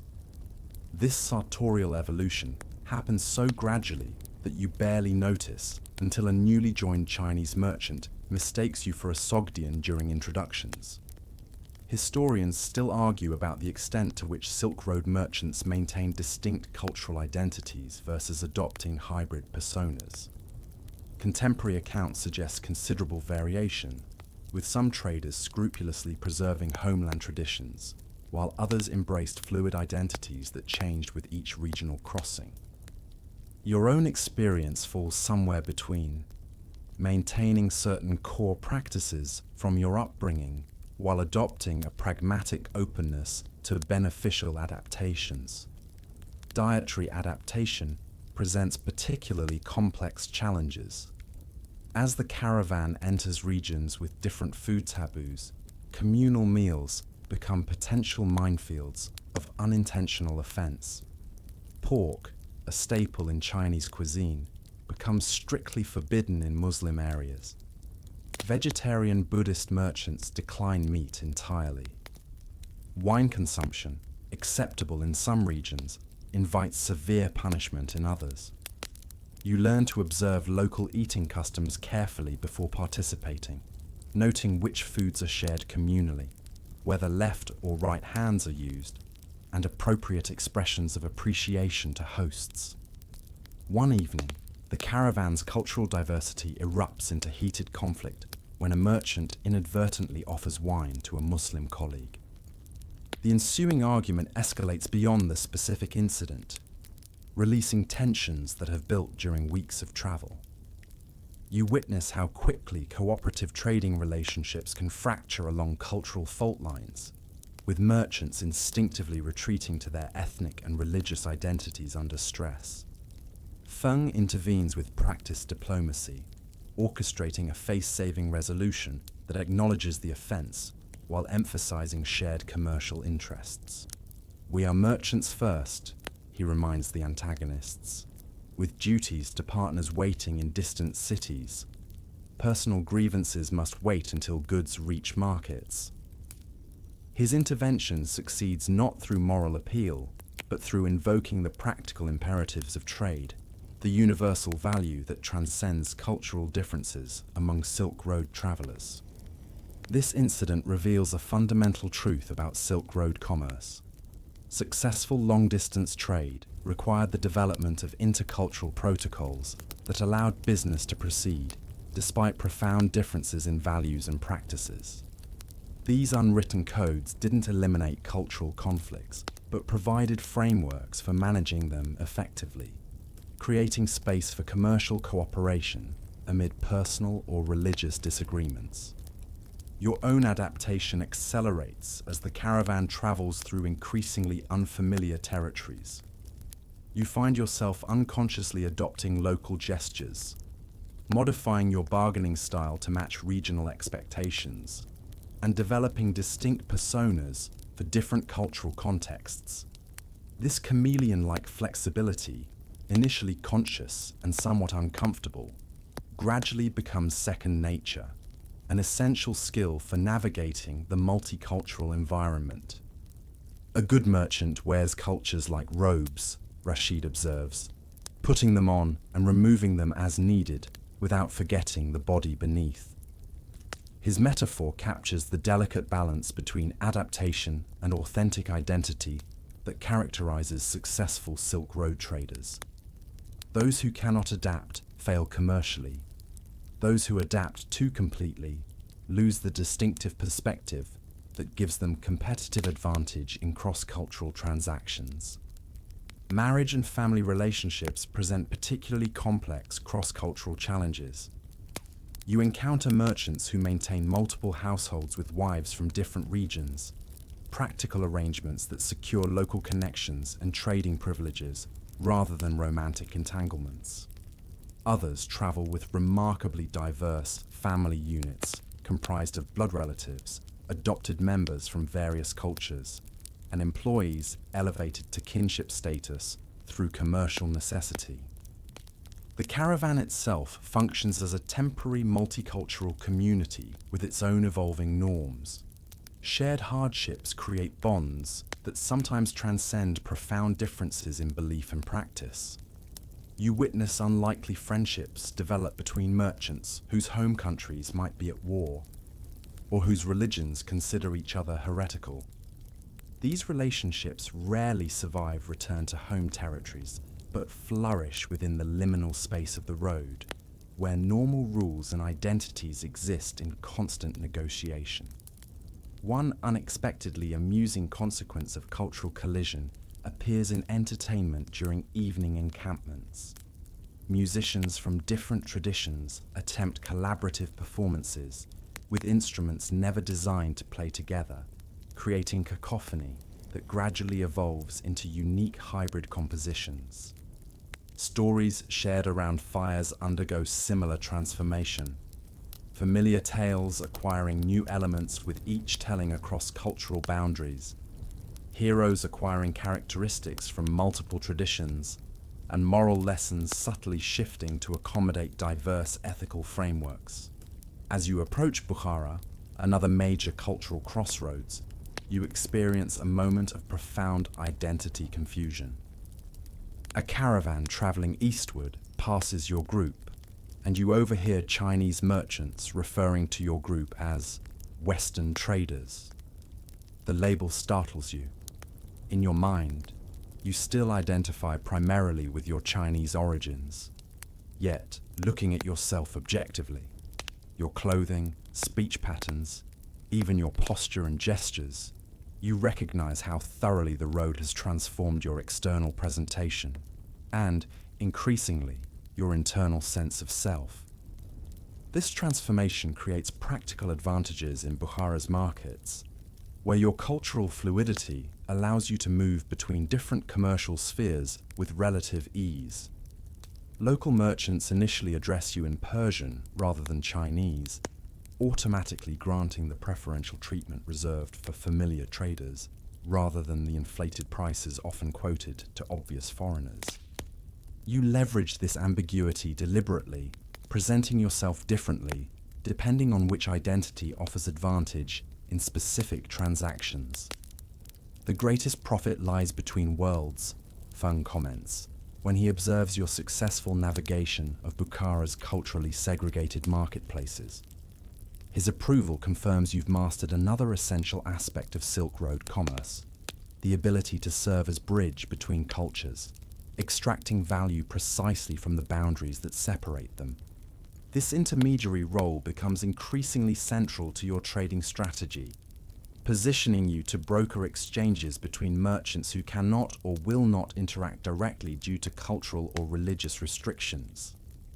As the caravan prepares to depart Bukhara for territories still further removed from your Chinese origins, you realize your journey has irrevocably altered not just your commercial prospects, but your fundamental relationship with cultural identity.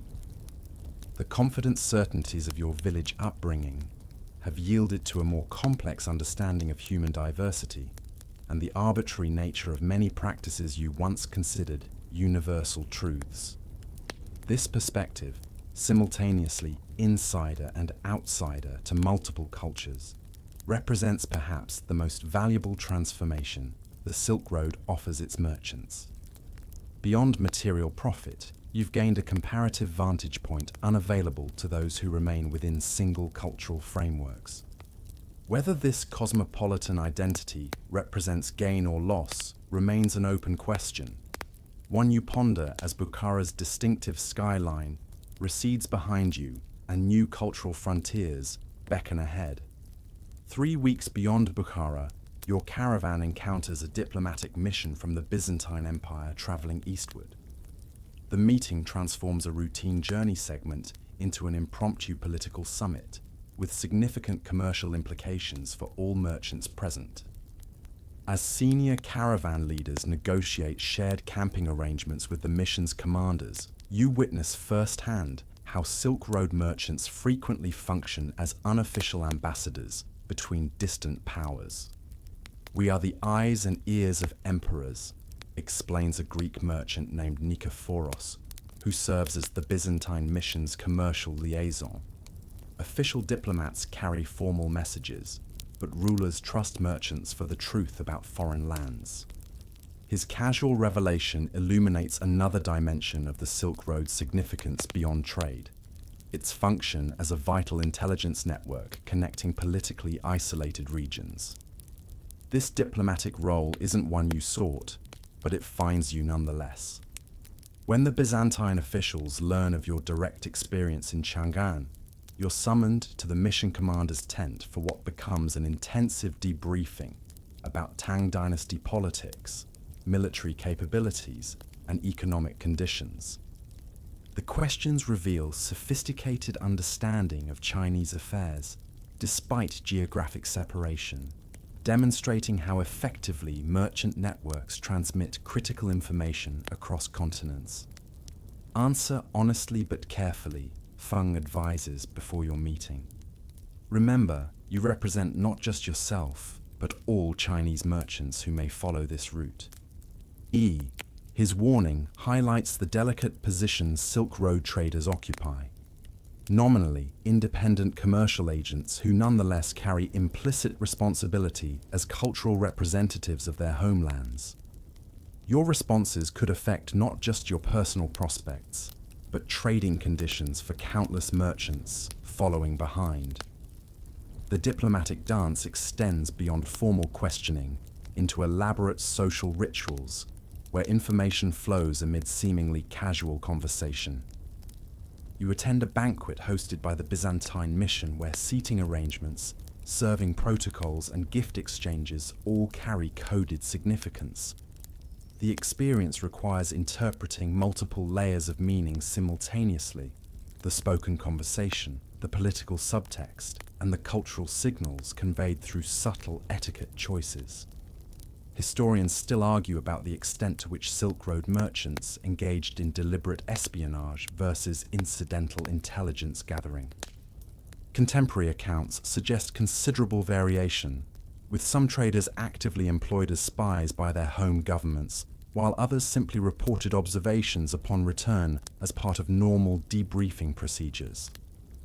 Your own position falls somewhere between, not an official agent, yet increasingly aware that information you provide to various authorities may influence geopolitical calculations. This awareness brings both opportunity and danger. Officials from multiple polities along the route now seek your perspective on conditions in regions you've traversed, offering commercial privileges in exchange for detailed reports. These arrangements prove lucrative, but create potential conflicts of loyalty, especially when information requested might disadvantage merchants from your homeland if shared with competing powers. One particularly quirky fact about Silk Road diplomatic functions concerns the elaborate gift protocols governing interactions between merchants and officials. These exchanges follow precisely calibrated value hierarchies, with gifts too valuable suggesting bribery while those too modest imply disrespect.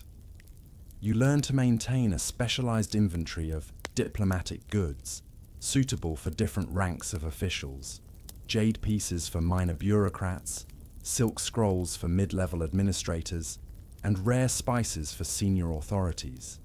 This practice represents another hidden cost of Silk Road trade, with successful merchants budgeting substantial resources for political relationship maintenance. Your diplomatic education accelerates through observation of Feng's masterful navigation of competing political demands. When local officials request information about a rival territory's military movements, he provides accurate but carefully limited details that satisfy the immediate question, without betraying confidences that might endanger future passage through the rival region. This balanced approach, truthful but strategically incomplete, characterizes skilled merchant diplomats who must maintain credibility with multiple competing powers. The best information is like the best silk, Feng explains when you question his selective disclosures. Reveal enough of its quality to establish value, but never the full method of production. His approach recognizes that information itself functions as currency on the Silk Road, with merchants maintaining complex mental accounts of what knowledge can be traded to whom, at what price, and with what potential consequences. Beyond intelligence gathering, merchants frequently serve as cultural translators who make foreign concepts comprehensible to officials with limited international exposure.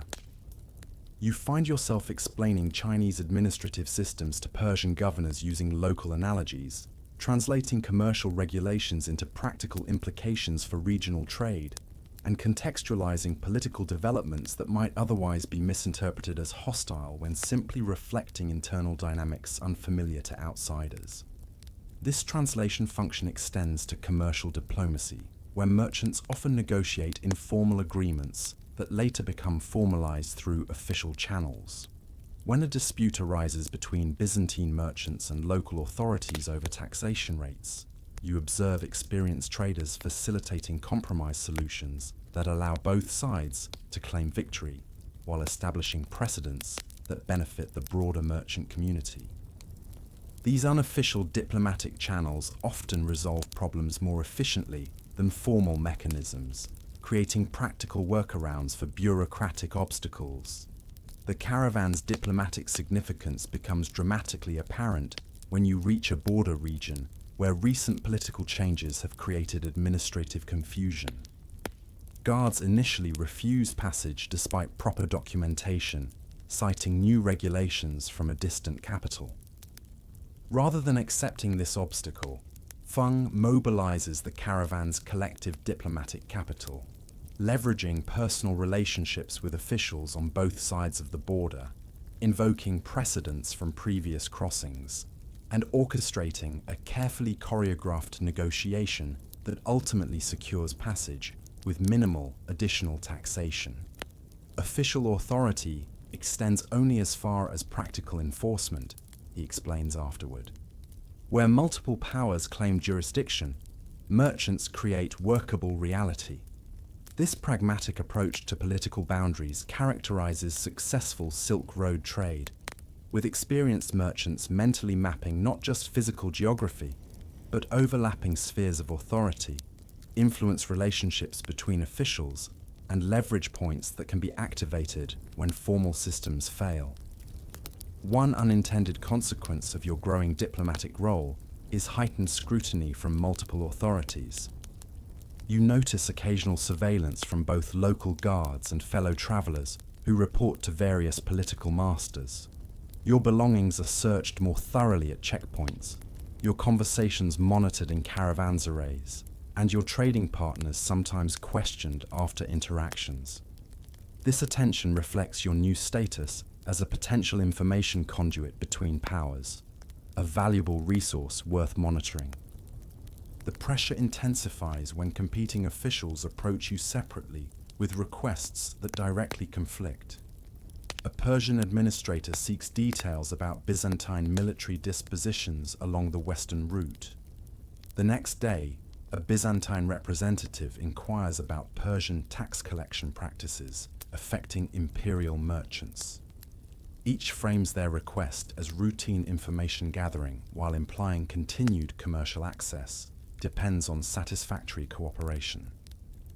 This diplomatic squeeze play represents another hazard of long-distance trade rarely mentioned in romantic tales of Silk Road adventure. Your solution draws on observed techniques from veteran merchants, providing information already widely known, emphasizing commercial rather than military details, and balancing disclosures to maintain neutrality between competing interests. "I'm merely a humble trader seeking peaceful passage" becomes your diplomatic mantra, simultaneously accurate and strategically modest about your growing significance within regional information networks. The diplomatic dimension of merchant life requires developing specialized language skills beyond basic commercial communication. You begin studying formal address protocols for different authorities, memorizing ritualized greetings appropriate to various courts, and practicing calligraphy styles suitable for official correspondence. These refined communication tools represent another investment in the political relationships that enable long-distance trade, protecting your commercial interests through cultural fluency in diplomatic contexts. As your caravan approaches Merv, a major trading center in what will later be known as Turkmenistan, you find yourself unconsciously evaluating the city, not just for commercial opportunities, but for its political significance within regional power dynamics. This evolving perspective, simultaneously merchant and diplomat, reflects your growing sophistication as a Silk Road trader who understands that commercial success depends on navigating political realities as skillfully as physical terrain. The Byzantine mission continues westward as your caravan turns south, but the diplomatic connections established during your brief encounter create lasting value. You now carry letters of introduction to Byzantine trading officials in Western markets, while the mission bears samples of your goods to potential buyers in Constantinople. These arrangements, formalized through diplomatic channels, but serving commercial purposes, demonstrate how thoroughly intertwined trade and politics remain along the world's most significant commercial artery. A merchant who understands only prices understands nothing, Thung remarks as you watch the Byzantine delegation disappear into the distance. The true currency of the road is relationships. His observation captures a fundamental truth about Silk Road commerce that no amount of preparation could have taught you before experiencing it directly. Successful long-distance trade requires not just goods and capital, but masterful navigation of human systems, political, cultural, and diplomatic, that determine which merchants thrive and which become cautionary tales told around caravan fires. The seasons have turned twice since you left Chang'an, and your modest initial investment has multiplied impressively through careful trading. As your caravan approaches Baghdad, the glittering capital of the Abbasid Caliphate, and perhaps the world's greatest commercial center, you find yourself in an unfamiliar position. Wealth has brought new opportunities, but also unprecedented challenges that your earlier, poorer self never imagined facing. Wealth on the road is like carrying water in a silk bag, observes a merchant named Ibrahim, who has befriended you since Merv. Visible to all, difficult to protect, and certain to attract predators. His poetic warning reflects practical reality. Your growing prosperity has made you a more tempting target for various forms of predation, from simple theft to sophisticated schemes targeting merchants of means. The most immediate concern is physical security.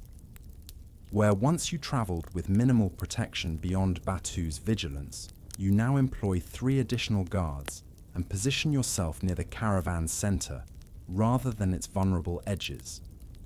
Your pack animals have increased from 2 mules and a quarter share of a cantankerous camel to a small string of high-quality horses and camels carrying goods whose value exceeds what entire villages might produce in years. Displaying this wealth becomes a complex calculation.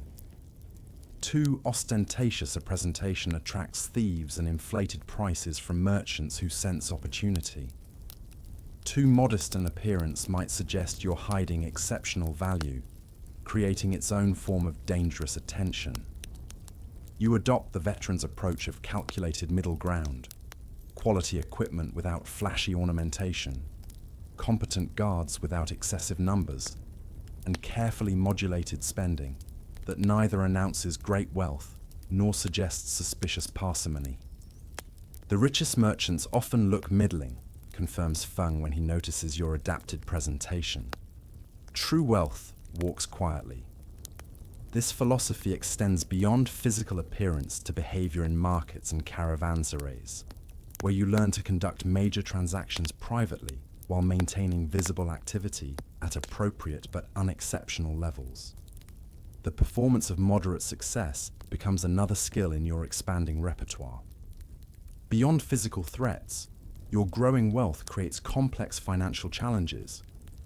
Carrying substantial value in physical form, whether as goods, precious metals, or currency, exposes you to catastrophic loss from a single misfortune. Sophisticated merchants address this vulnerability through emerging financial instruments that allow wealth to exist in more abstract, distributed forms, less vulnerable to discrete disasters. One fascinating fact about Silk Road finance concerns the development of proto-banking systems across cultural and political boundaries. You learn to utilize Hawala networks, informal value transfer systems based on honor and family connections that allow merchants to deposit funds in one location and retrieve equivalent value thousands of miles away without physical transportation of currency. These systems operate through a complex web of brokers who maintain balance sheets across vast distances, enabling commerce at scales impossible through physical currency alone. Historians still argue about the sophistication of these medieval financial networks, with some suggesting they rivaled modern banking in complexity, if not in scale. Contemporary accounts describe merchants maintaining accounts with multiple broker families across different regions, diversifying financial relationships, much as modern investors might spread risk across different institutions. Your own experience confirms this complexity as you establish relationships with financial agents in major trading centers, creating a distributed wealth portfolio that could survive the loss of any single component. The practicalities of wealth management consume increasing portions of your time and attention. Where once you tracked inventory and expenses with simple memorization, you now maintain detailed ledgers recording multiple currencies, outstanding credit arrangements, market price variations across regions, and projected values for goods in distant markets. This accounting infrastructure becomes as essential as physical infrastructure for successful large-scale trade. Numbers are a merchant's true religion, jokes a Jewish trader named David, who specializes in precious gems. We pray to our ledgers more faithfully than to our gods. His quip holds substantial truth. The discipline of accurate accounting often determines success more definitively than fortunate trading opportunities, with careless merchants squandering advantages that meticulous record keepers convert to lasting prosperity. Your wealth attracts new categories of opportunity and risk beyond simple security concerns. Investment proposals appear with increasing frequency. Merchants seeking capital for ventures they cannot fund independently. Artisans requesting financing for workshops, and even local officials offering participation in tax collection rights or monopoly concessions. These opportunities promise returns far exceeding normal trading profits, but carry commensurate risks and often require extended commitment to specific regions. After careful consideration, you make your first major investment beyond direct trading, providing capital to a glass workshop in Damascus, whose production techniques create distinctive pieces commanding premium prices in Eastern markets. This arrangement, formalized through contracts enforceable in Islamic commercial courts, represents another evolution in your merchant identity, from itinerant trader toward diversified investor, with interests spanning production and distribution networks. The social dimensions of wealth prove equally complex to navigate. Your increasing prosperity shifts relationships within the caravan, creating distance from merchants you once considered peers, while opening access to previously exclusive commercial and social circles. Some former companions grow resentful of your success. Others seek association specifically because of your improved status. Distinguishing genuine relationship from opportunistic connection becomes another critical skill in your expanded repertoire. One unexpectedly amusing consequence of your new wealth emerges in marriage proposals, not directed at you personally, but at your theoretical offspring. Established merchant families, learning of your rising prosperity, approach with increasingly transparent suggestions about advantageous matrimonial alliances between their children and your hypothetical future heirs. These overtures, simultaneously flattering and presumptuous, demonstrate how thoroughly commercial and familial networks intertwine within Silk Road society. The caravan's approach to Baghdad intensifies both opportunities and threats associated with your wealth. As the Abbasid capital comes into view, its legendary round city, visible for miles across the Mesopotamian plain, you receive multiple warnings about sophisticated criminal operations targeting successful merchants. Unlike crude bandits of the open road, Baghdad's predators employ elaborate schemes involving false investment opportunities, fraudulent partnerships, and even beautiful accomplices who romance merchants before disappearing with their wealth. Trust no opportunity that finds you rather than you finding it, advises Ibrahim, who has traveled this route for decades. In Baghdad, fortunes appear and vanish like desert mirages. His warning highlights another paradox of the wealthy merchant's experience.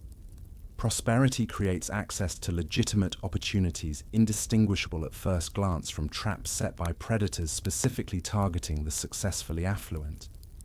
Your response adapts techniques observed from veteran merchants who've navigated these complexities successfully. You establish information-gathering networks before making significant commitments, verify claims through multiple independent sources, and maintain healthy skepticism toward opportunities with suspiciously favorable terms. Most importantly, you leverage relationships with established merchants whose reputations span decades and regions, trusted figures whose endorsement or warning carries weight beyond any written guarantee. As Baghdad's gates finally open to your caravan, you find yourself reflecting on the paradoxical burdens of success. The wealth you've accumulated has secured physical comforts unimaginable during early hardships and created commercial opportunities beyond your original modest ambitions. Yet this same prosperity has generated new vulnerabilities, administrative complexities, and social complications that consume energy once focused exclusively on basic trading. The poor merchant dreams of wealth, the wealthy merchant dreams of security, Fung observes when you share these reflections. The truly wise merchant dreams of balance. His philosophy suggests an approach to prosperity, neither rejecting its advantages nor becoming enslaved to its preservation. a middle path maintaining commercial ambition while recognizing wealth as tool rather than ultimate objective. This perspective guides your entry into Baghdad's legendary markets, where opportunities for both advancement and ruination await in equal measure. Your ledgers show substantial profits already secured through previous trading, with additional potential in goods carried specifically for this most sophisticated of markets. The accumulated wealth represents undeniable success by any objective measure, yet the journey has taught that true security remains elusive even for the most prosperous merchants of the Silk Road. As you pass beneath Baghdad's towering gates, you silently acknowledge that the greatest challenge may not be achieving wealth, but relating properly to it, using prosperity as instrument for further growth, while preventing it from becoming either vulnerable target or consuming obsession. This wisdom, unavailable to your younger self departing Chang'an with dreams of simple riches, represents another invaluable treasure acquired along the world's most legendary commercial highway.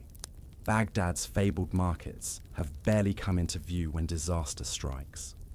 A sudden fever grips you during the caravan's final approach to the city, beginning as mild discomfort, but rapidly escalating to debilitating intensity. By nightfall, you're barely conscious, your body alternating between burning heat and violent chills, while Batu and Ibrahim struggle to keep you hydrated. Without Wei's medical knowledge, a resource you've missed frequently since his betrayal, the caravan's collective healing wisdom proves woefully inadequate against whatever mysterious ailment has claimed you. The city has physicians, Feng decides, after watching your deterioration through the night. We cannot wait. Breaking standard procedure, he orders a small detachment, yourself on a makeshift stretcher, Batu, and 2 guards, to proceed immediately to Baghdad, rather than waiting for formal caravan entry protocols. This exceptional measure reflects both concern for your condition and recognition of your value to the group as a now established trader. Your memories of entering the greatest city in the Islamic world are fever-fragmented. Disjointed impressions of towering walls, crowded streets, and finally, a cool room where voices debate your treatment in languages you recognize but cannot fully comprehend through the haze of illness. Later, you'll learn you've been taken to a Bimaristan, an Islamic hospital representing the height of medieval medical science, where your care combines empirical treatment techniques with spiritual practices reflecting the institution's religious foundations. The following days pass in delirious confusion as your body battles what you'll eventually understand was typhoid fever, a common affliction of Silk Road travelers exposed to contaminated water sources. Death hovers as a real possibility, with the physician, Hakim, overseeing your care, maintaining guarded prognosis despite increasingly aggressive treatments. Survival, when it finally becomes certain after a harrowing week, feels less like victory than exhausted stalemate with mortality. Recovery proves frustratingly slow, with strength returning in tiny increments over weeks rather than days. This forced immobility creates an unexpected opportunity for cultural and medical education as you observe the Bimaristan's operations from your sickbed. The institution functions unlike any healing center you've encountered in China or Central Asia, combining aspects of hospital, research facility, and religious charity in an integrated approach to wellness. One fascinating fact about medieval Islamic medicine that becomes apparent during your convalescence is its emphasis on empirical observation and systematic documentation. The physicians maintain detailed records of symptoms, treatments, and outcomes, creating case histories that inform approaches to similar presentations. This scientific methodology contrasts sharply with more spiritually oriented healing traditions you've encountered elsewhere on the Silk Road, where treatment often prioritized addressing supernatural causes over physical symptoms. The pharmacopoeia employed in your treatment reflects the extraordinary cross-cultural exchange facilitated by Silk Road connections. Your medications include ingredients sourced from India, China, Africa, and the Mediterranean, combined according to principles developed through generations of empirical testing. The Hakim overseeing your care explains that Baghdad's medical community actively translates medical texts from Greek, Sanskrit, and Chinese sources, synthesizing diverse healing traditions into an integrated system. Historians still argue about the relative advancement of different medical traditions along the Silk Road during this period.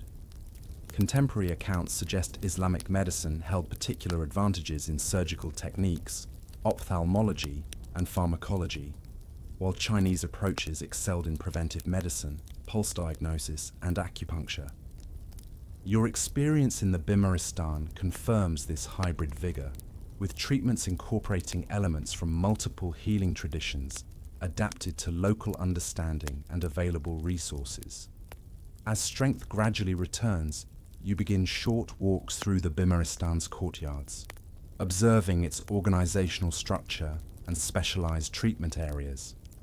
The institution maintains separate wards for different categories of illness, with dedicated spaces for fevers, eye diseases, digestive ailments, and mental disorders.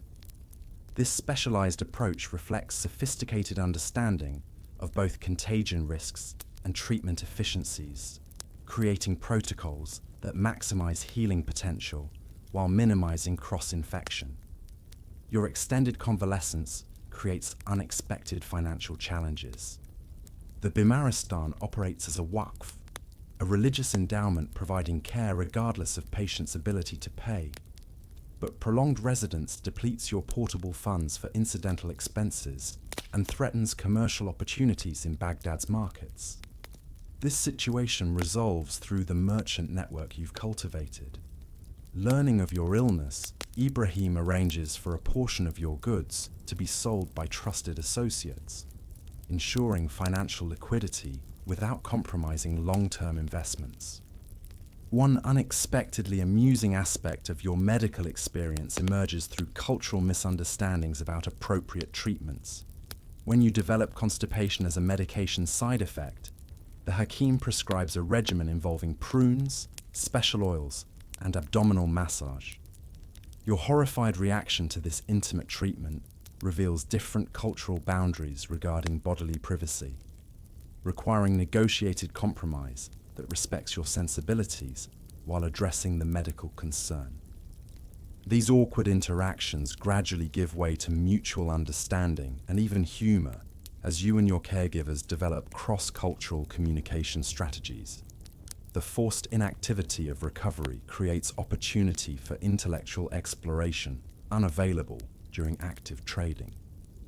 Baghdad's position as the Islamic world's scholarly center means the Bimaristan maintains an extensive library of medical, philosophical, and scientific texts. When you express interest in these resources, the institution's administrators arrange for selections to be brought to your room, along with occasional visits from scholars willing to discuss concepts across linguistic and cultural boundaries. These intellectual exchanges reveal another dimension of Silk Road exchange beyond commercial goods: the transmission of ideas, scientific knowledge, and philosophical systems across vast distances.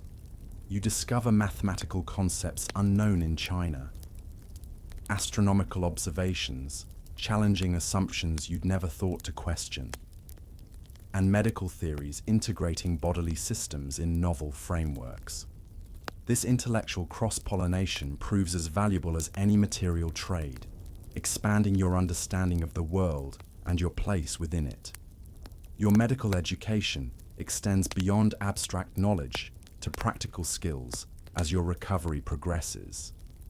The Hakim, impressed by your interest and intelligence, demonstrates basic diagnostic techniques, common treatments for travel-related ailments, and preventive measures particularly relevant to Silk Road merchants.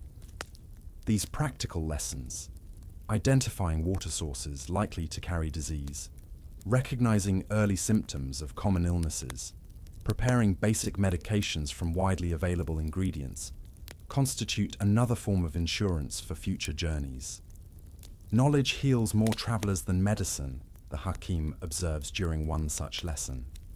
The wise merchant learns to avoid sickness rather than cure it. His philosophy emphasizes prevention through understanding environment, an approach resonating with Chinese medical traditions while incorporating Islamic observational rigor. You recognize how this integrated perspective mirrors your own evolving identity as a merchant, drawing from multiple cultural traditions to create practical synthesis. The experience of serious illness fundamentally transforms your relationship with mortality and risk. Where previous dangers, bandits, deserts, mountains, appeared as external threats to be overcome through skill or cunning, disease has invaded your body itself, revealing vulnerability no wealth or wisdom can fully eliminate. This humbling recognition doesn't diminish your commercial ambition, but contextualizes it within broader appreciation for life's fragility and the limitations of human control. As you finally regain sufficient strength for discharge from the Bimaristan, the institution's administrator presents a surprising request. Would you consider becoming a patron of the hospital, directing a portion of future trading profits to support its charitable mission? The proposal represents both practical fundraising and recognition of the Silk Road's role in advancing medical knowledge through connecting distant healing traditions.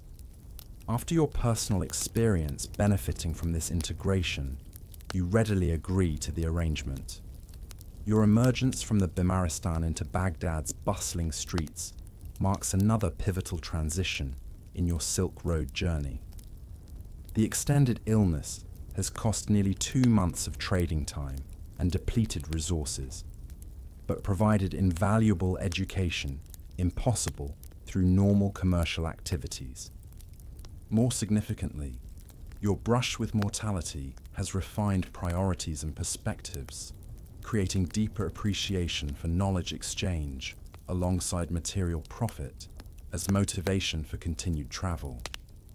Batu, who has remained faithfully nearby throughout your convalescence, greets your return to active life with uncharacteristic emotion. A brief hand on shoulder that communicates more than his typical stoic presence. The road nearly claimed you, he says simply, but your path continues. His understated acknowledgement reflects the complex bonds formed through shared hardship, transcending the original transactional relationship between merchant and hired guard. As strength returns more fully in subsequent weeks, you gradually resume commercial activities, reconnecting with the now dispersed caravan members and rebuilding trading momentum. Baghdad's markets offer unparalleled opportunities alongside unique challenges, but you approach them with perspective transformed by illness, more patient with negotiations, more attentive to knowledge acquisition alongside profit, and more conscious of health impacts from travel decisions. The medical knowledge gained through your ordeal proves valuable almost immediately when a newly joined merchant develops similar symptoms to your initial presentation. Your prompt recognition and intervention, securing appropriate treatment before the disease progresses to life-threatening severity, earns profound gratitude and cements your reputation as a merchant who understands that Silk Road success requires mastery of human biology alongside geography, politics, and commerce. The road tests us in different ways, Feng observes, when you demonstrate your newly acquired medical knowledge. Some lessons come through bandits or deserts, others through invisible enemies in water and air. His acknowledgement confirms another stage in your evolution from novice to veteran, the incorporation of health management into your comprehensive approach to Silk Road travel and trade. Baghdad's central marketplace, the legendary Souk al-Sagir, opens before you like a living labyrinth of commerce that makes all previous trading centers seem provincial by comparison. Unlike the relatively straightforward markets of Chang'an or even Samarkand, Baghdad's commercial district operates as a complex ecosystem with specialized zones for different commodities, hierarchies of merchants with distinct privileges, and unwritten protocols that determine access to the most lucrative opportunities. Mastering this environment requires education beyond anything your journey has provided thus far. In Baghdad, negotiation is both science and art, explains Ibrahim, who has appointed himself your mentor in this most sophisticated of marketplaces. Every gesture carries meaning, every silence holds purpose. B. He guides you through your first transactions with the patience of a parent teaching a child to walk, interpreting subtle signals you would otherwise miss entirely. The slight adjustment of a merchant's turban indicating willingness to reduce price. The specific timing of tea service suggesting negotiations have reached a critical phase, or the strategic introduction of seemingly unrelated topics that actually establish contextual value for items under discussion. Your first attempt at independent negotiation proves humiliatingly unsuccessful. Attempting to sell silk textiles acquired in Bukhara, you misread multiple cultural cues, violate unspoken timing conventions, and ultimately accept a price barely covering transportation costs. The experience delivers a crucial lesson. Baghdad's marketplace operates by rules fundamentally different from the transactional directness of Chinese commerce, or even the formalized bargaining of Central Asian bazaars. You negotiated like a desert nomad, all haste and no ceremony, Ibrahim critiques afterward, his bluntness softened by genuine concern for your commercial education. Baghdad's merchants judge not just your goods, but how you present them. Patience builds price here more than any other factor. His insight identifies a core principle of sophisticated market engagement. The performance surrounding a transaction often influences its outcome more than the inherent value of goods exchanged. Determined to master this complex commercial theatre, you undertake systematic study of Baghdad's market culture. Each morning before trading begins, you observe established merchants preparing their displays, noting precise arrangements of goods, timing of unveiling valuable items, and theatrical elements incorporated into presentations. During active trading hours, you track negotiation patterns, where conversations begin and end, which discussions conclude with sales versus continuing across multiple days, and how merchants create artificial scarcity to enhance perceived value. One fascinating fact about Baghdad's marketplace concerns its sophisticated price signaling systems. Merchants communicate inventory availability and pricing flexibility through coded behaviors invisible to uninitiated observers. Specific phrases embedded in casual conversation, symbolic arrangements of shop items, or even the position of cushions offered to potential buyers. These systems allow insiders to exchange critical market intelligence without directly revealing information to competitors or customers, creating information asymmetries that consistently advantage established traders. Historians still argue about the relative sophistication of different Silk Road trading centers during this period, with some suggesting Chang'an's regulatory structure provided greater overall efficiency, while others point to Baghdad's complex negotiation culture as evidence of more advanced commercial evolution. Your experience confirms elements of both perspectives. Chinese markets excelled at standardization and volume processing, while Baghdad's approach optimized value extraction from unique high-margin transactions through psychological finesse and information management. Your education accelerates through strategic partnerships with established Baghdad merchants. Rather than struggling independently, you arrange joint ventures where local traders market your goods for percentage commissions.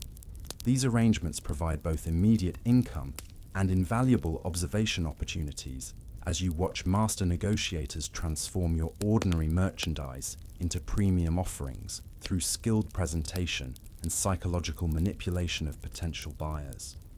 The secret lies in the story, not the silk, demonstrates a particularly effective partner named Mahmoud as he sells your Chinese textiles for nearly triple your expected price.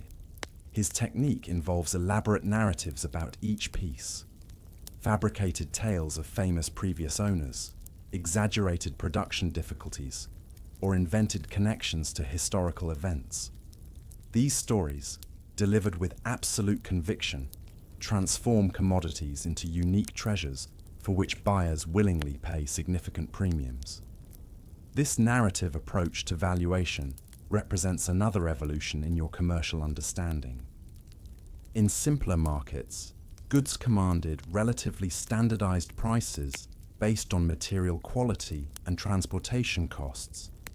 Baghdad's sophisticated environment introduces psychological elements that can multiply perceived value through skillful manipulation of buyer psychology, creating opportunities for extraordinary profits beyond normal market parameters.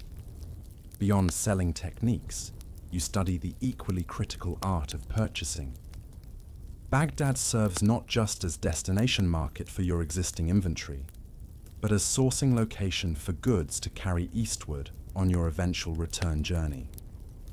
This dual role requires simultaneously maximizing sale prices while identifying undervalued items with potential for profitable resale in distant markets, a complex calculation involving current values, transportation costs, risk factors, and projected future demand. Your purchasing strategy evolves through painful experience. Early acquisitions prove problematic. Heavy items with insufficient value-to-weight ratios, perishable goods unable to survive long journeys, or supposedly rare items actually commonplace in Eastern markets. These errors teach critical lessons about cross-regional value arbitrage, the foundation of truly profitable long-distance trade. You develop a mental catalogue of perfect trade goods, items with optimal combinations of durability, value concentration, universal demand, and significant price differentials between regions.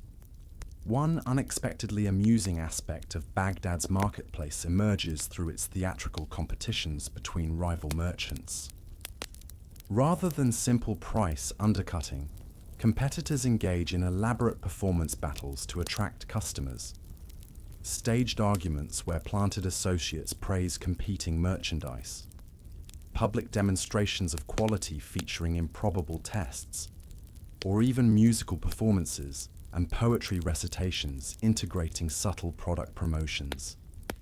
These marketing spectacles transform commerce into entertainment, drawing crowds whose presence itself becomes valuable through creating perceived popularity.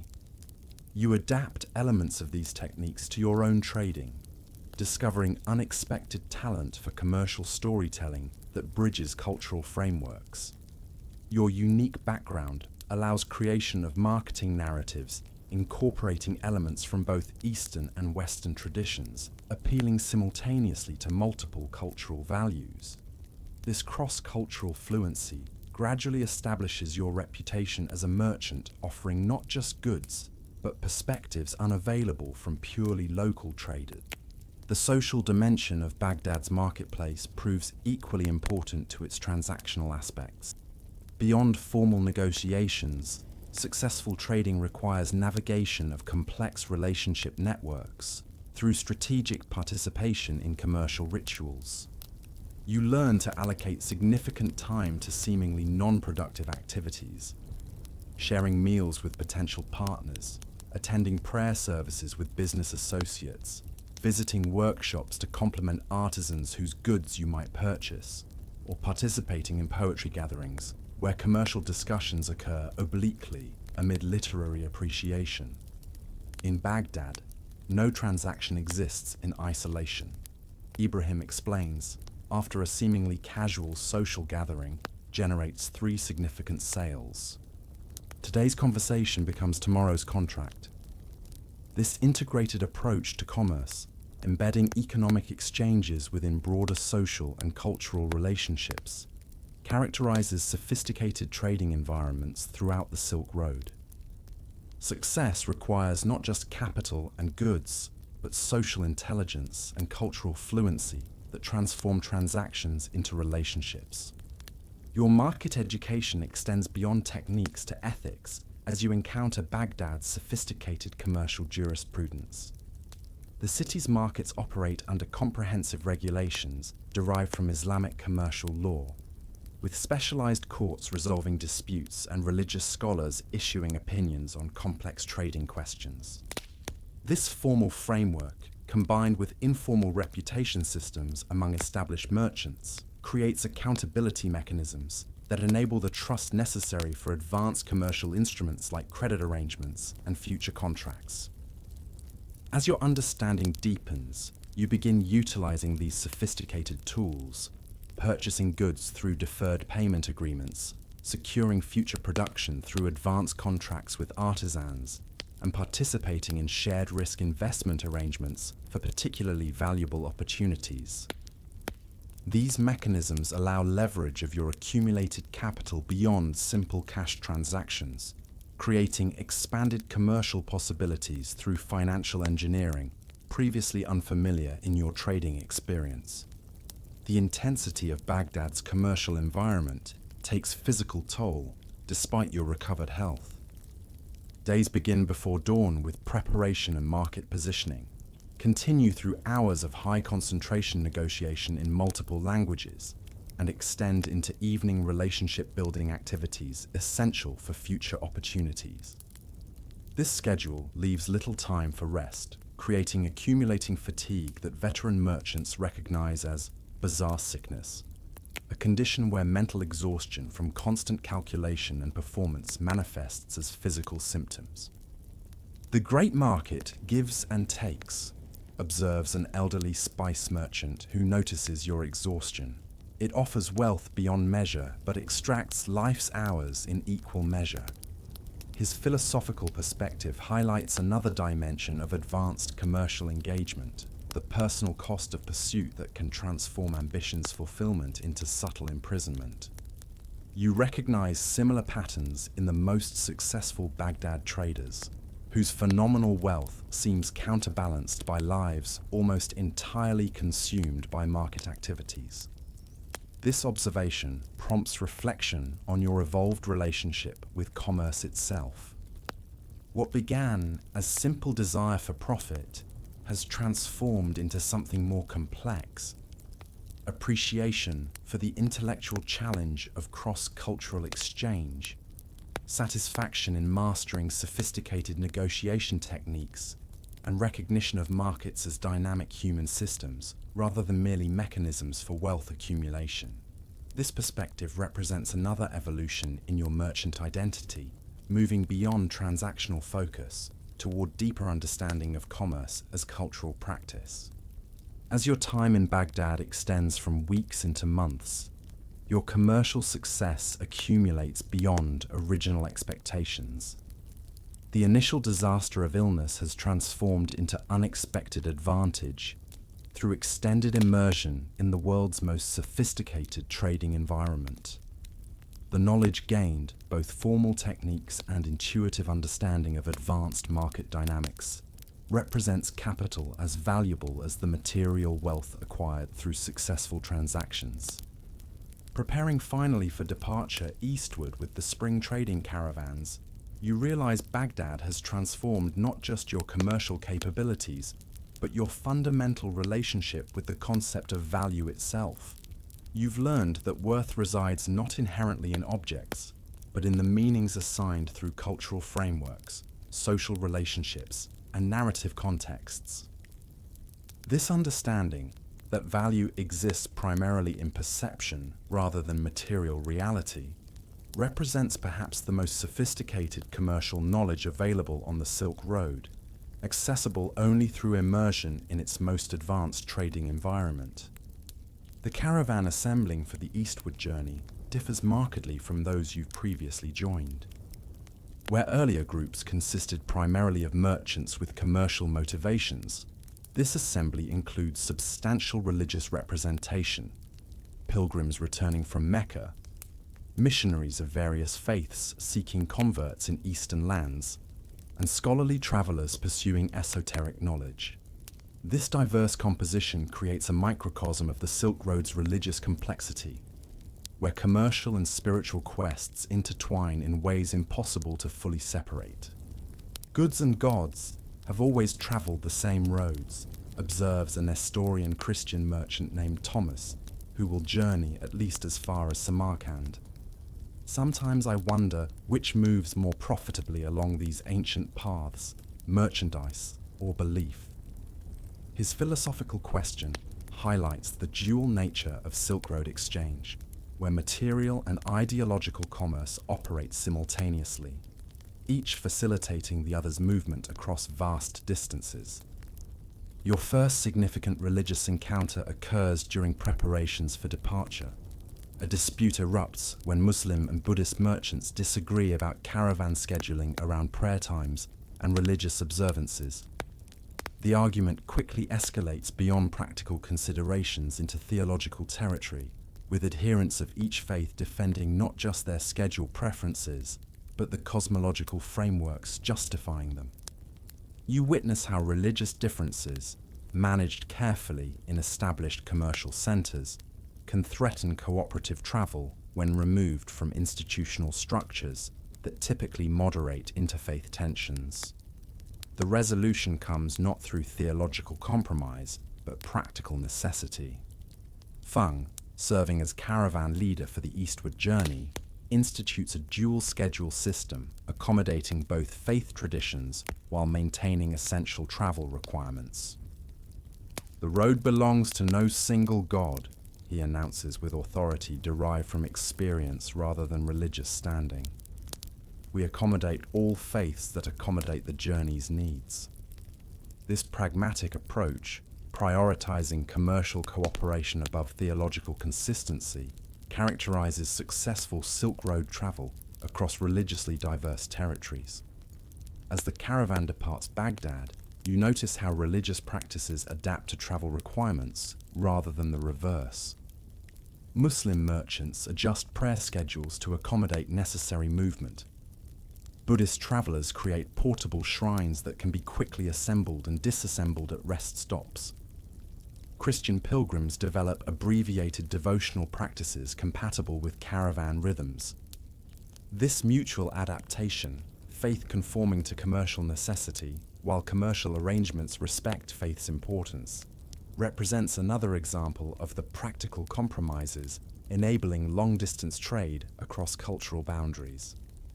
One fascinating fact about religious interaction along the Silk Road concerns the development of syncretic practices, combining elements from multiple faith traditions. You observe merchants who formally identify with one religion while incorporating protective rituals from others. Muslims wearing Buddhist amulets against specific regional dangers. Christians adopting Zoroastrian fire blessing ceremonies for goods before difficult passages. Or Buddhists reciting Islamic prayers when traveling through territories where such affiliation provides practical advantages. These hybrid practices reflect pragmatic adaptation rather than theological confusion, with merchants treating spiritual techniques as specialized tools appropriate for particular circumstances. Historians still argue about whether Silk Road religious mixing represented genuine syncretism or merely superficial accommodation.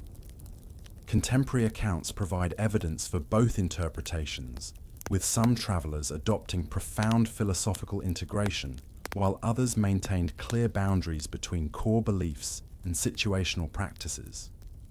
Your own observation suggests considerable variation among individuals, with some merchants compartmentalizing religious identities by region, while others developed genuinely integrated spiritual frameworks, transcending traditional categorical boundaries.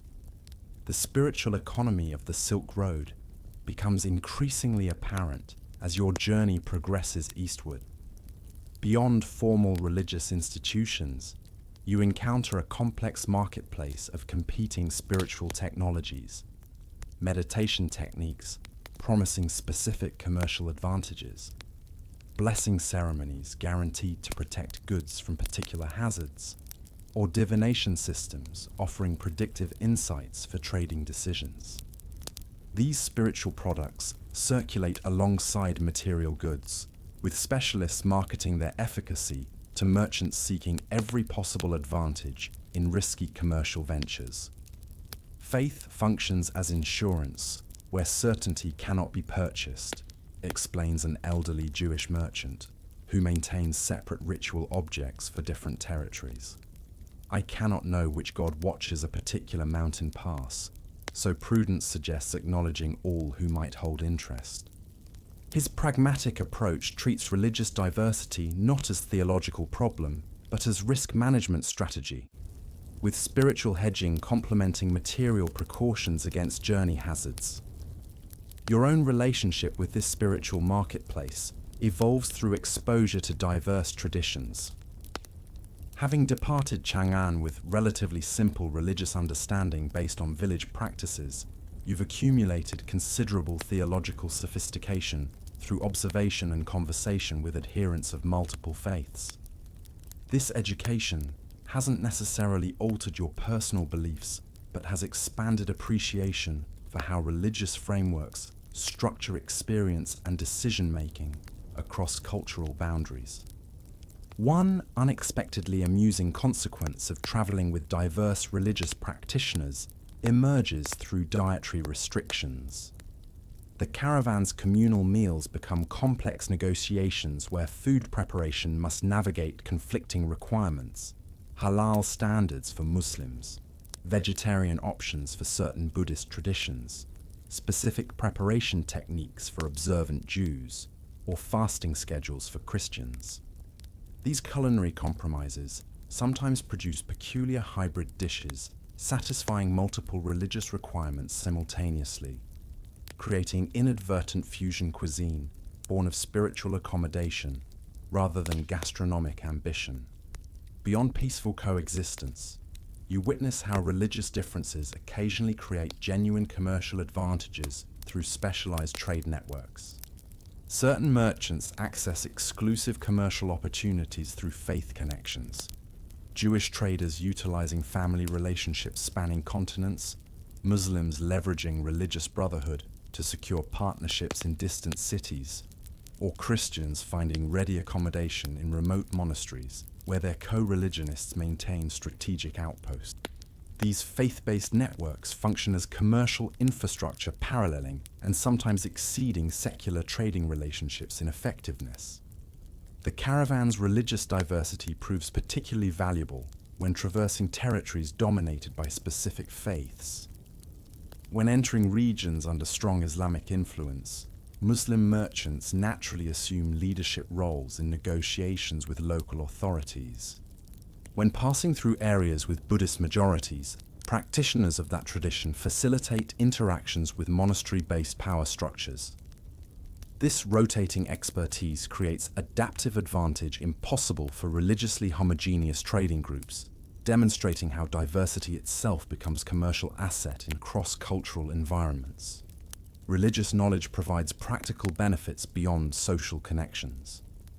When a dangerous mountain passage coincides with a regional festival that local tradition holds particularly inauspicious for travel, a Zoroastrian merchant's familiarity with appropriate purification rituals allows the caravan to proceed with local guides who would otherwise have refused service. In another instance, a Buddhist traveler's understanding of monastic protocols secures overnight accommodation at a temple when no commercial lodging exists. These examples demonstrate how religious literacy functions as practical travel knowledge rather than merely personal spiritual resource. The journey's religious dimension intensifies when the caravan encounters regions experiencing active conversion efforts or faith-based conflicts. Passing through a territory where Buddhist and Muslim communities compete for influence, you observe how commercial travelers navigate complex loyalty expectations, where simple transactions can be interpreted as religious affiliation signals. Veteran merchants demonstrate sophisticated techniques for maintaining religious neutrality while conducting necessary business, carefully balanced participation in ceremonies, deliberately ambiguous statements about personal faith, or strategic deployment of multilingual assistants, representing different religious traditions as needed. The wise merchant worships openly only at prophet's altar, Feng advises when you question how to respond to increasingly insistent religious inquiries from local officials. All other devotions remain private matters unless advantage dictates otherwise. Raoul, his counsel reflects not cynicism about faith's importance, but practical recognition of how religious identification functions within commercial contexts, sometimes as advantage, sometimes as liability, but always as factor requiring strategic, rather than merely sincere management. Your personal navigation of this complex religious landscape reflects evolving sophistication as a Silk Road merchant. Where once you might have responded to religious questions with straightforward statements of personal belief, you've learned to assess the commercial implications of such disclosures before responding. This approach, considering the strategic dimension of religious identification alongside its personal significance, characterizes veteran traders who understand faith as simultaneously private conviction and public currency in cross-cultural exchange. As the caravan approaches Samarkand, religious discussions within the group increasingly focus on practical matters for the journey's next stage. Muslim merchants prepare documentation, establishing their faith for easier passage through Islamic territories. Buddhist travelers arrange introductions to monastery networks, offering secure accommodation in mountain regions. Christian merchants discuss which denominational affiliations might prove advantageous or problematic in specific upcoming regions. These preparations demonstrate how thoroughly religious and commercial considerations intertwine in practical Silk Road travel planning. The journey east has transformed your understanding of religion's role in long-distance trade. Beyond personal belief systems, you now recognize faith traditions as commercial infrastructure providing essential services, dispute resolution mechanisms, trust networks facilitating credit arrangements, standardized ethical frameworks enabling cross-cultural transactions, and identity systems allowing rapid assessment of potential partners. This functional perspective doesn't diminish religion's spiritual significance, but highlights its practical importance within commercial systems spanning diverse cultural territories. As Samarkand's familiar skyline appears on the horizon, you reflect on how profoundly your religious understanding has evolved since first passing through the city, traveling westward.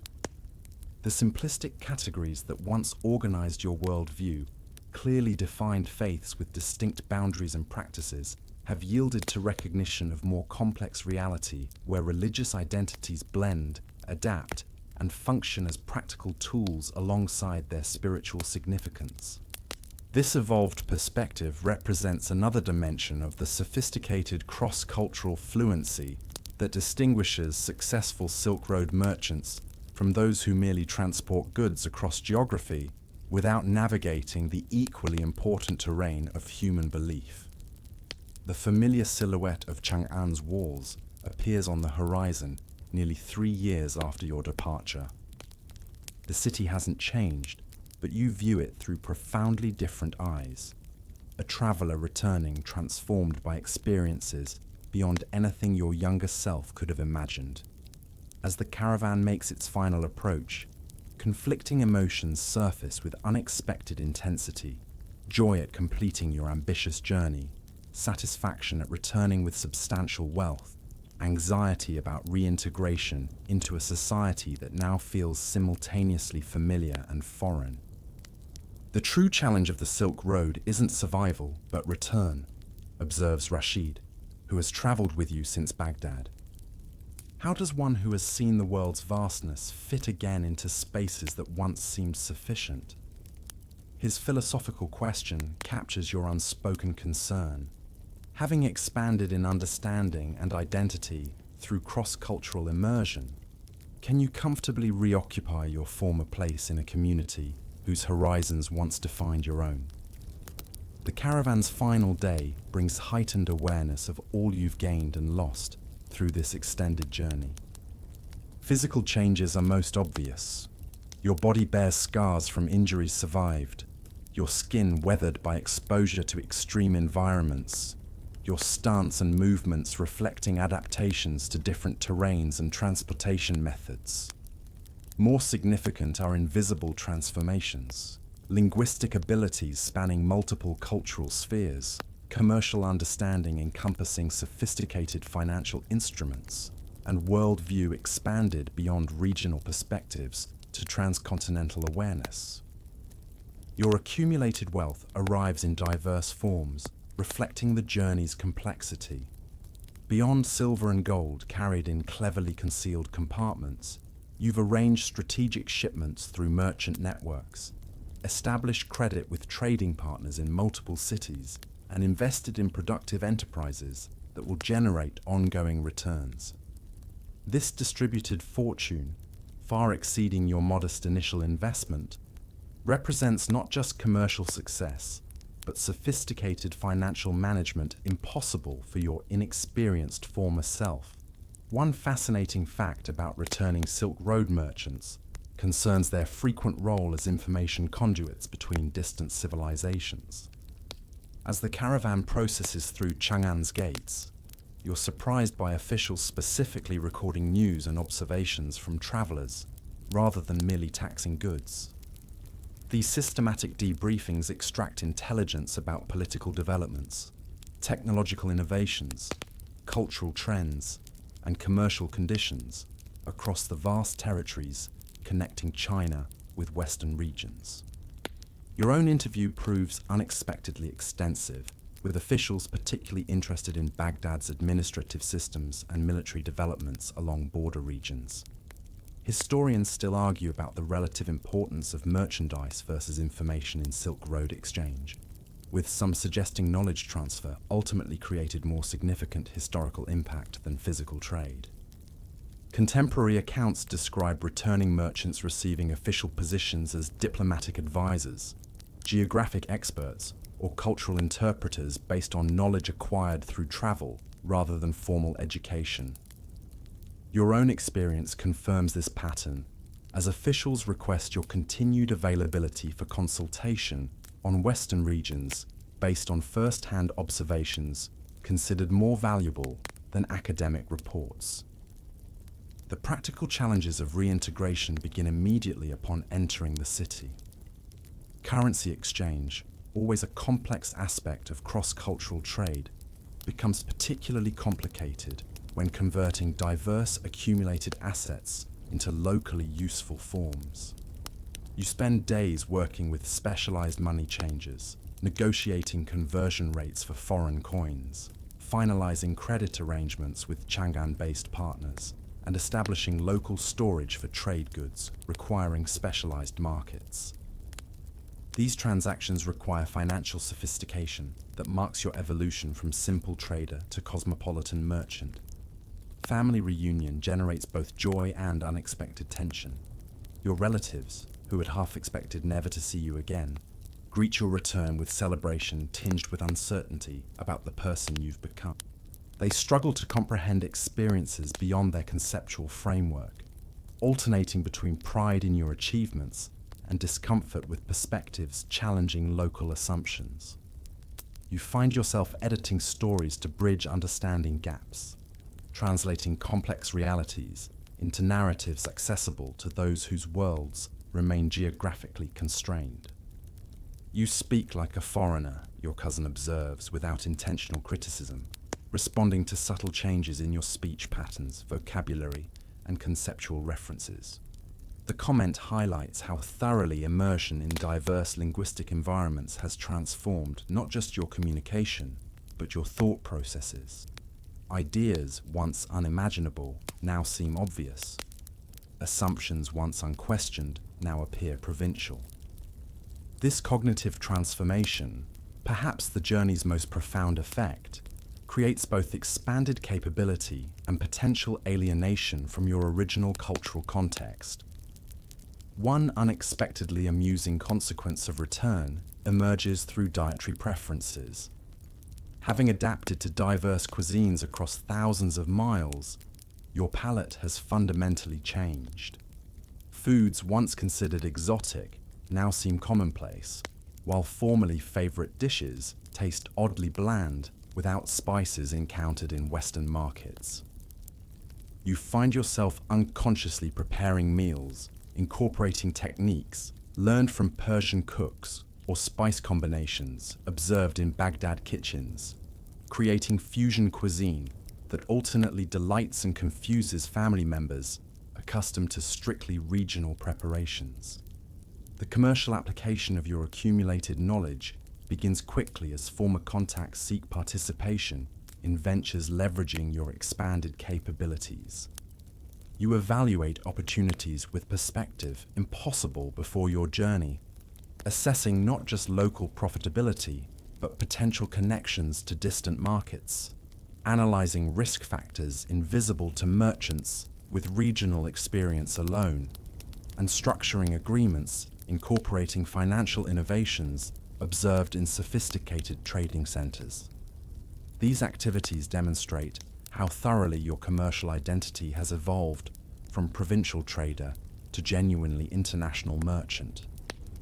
Beyond business opportunities, you experience increasing demand for the journey's intangible acquisitions, knowledge, cultural insights, and linguistic capabilities valuable across multiple contexts. Families planning Western ventures seek advice about preparation and route selection.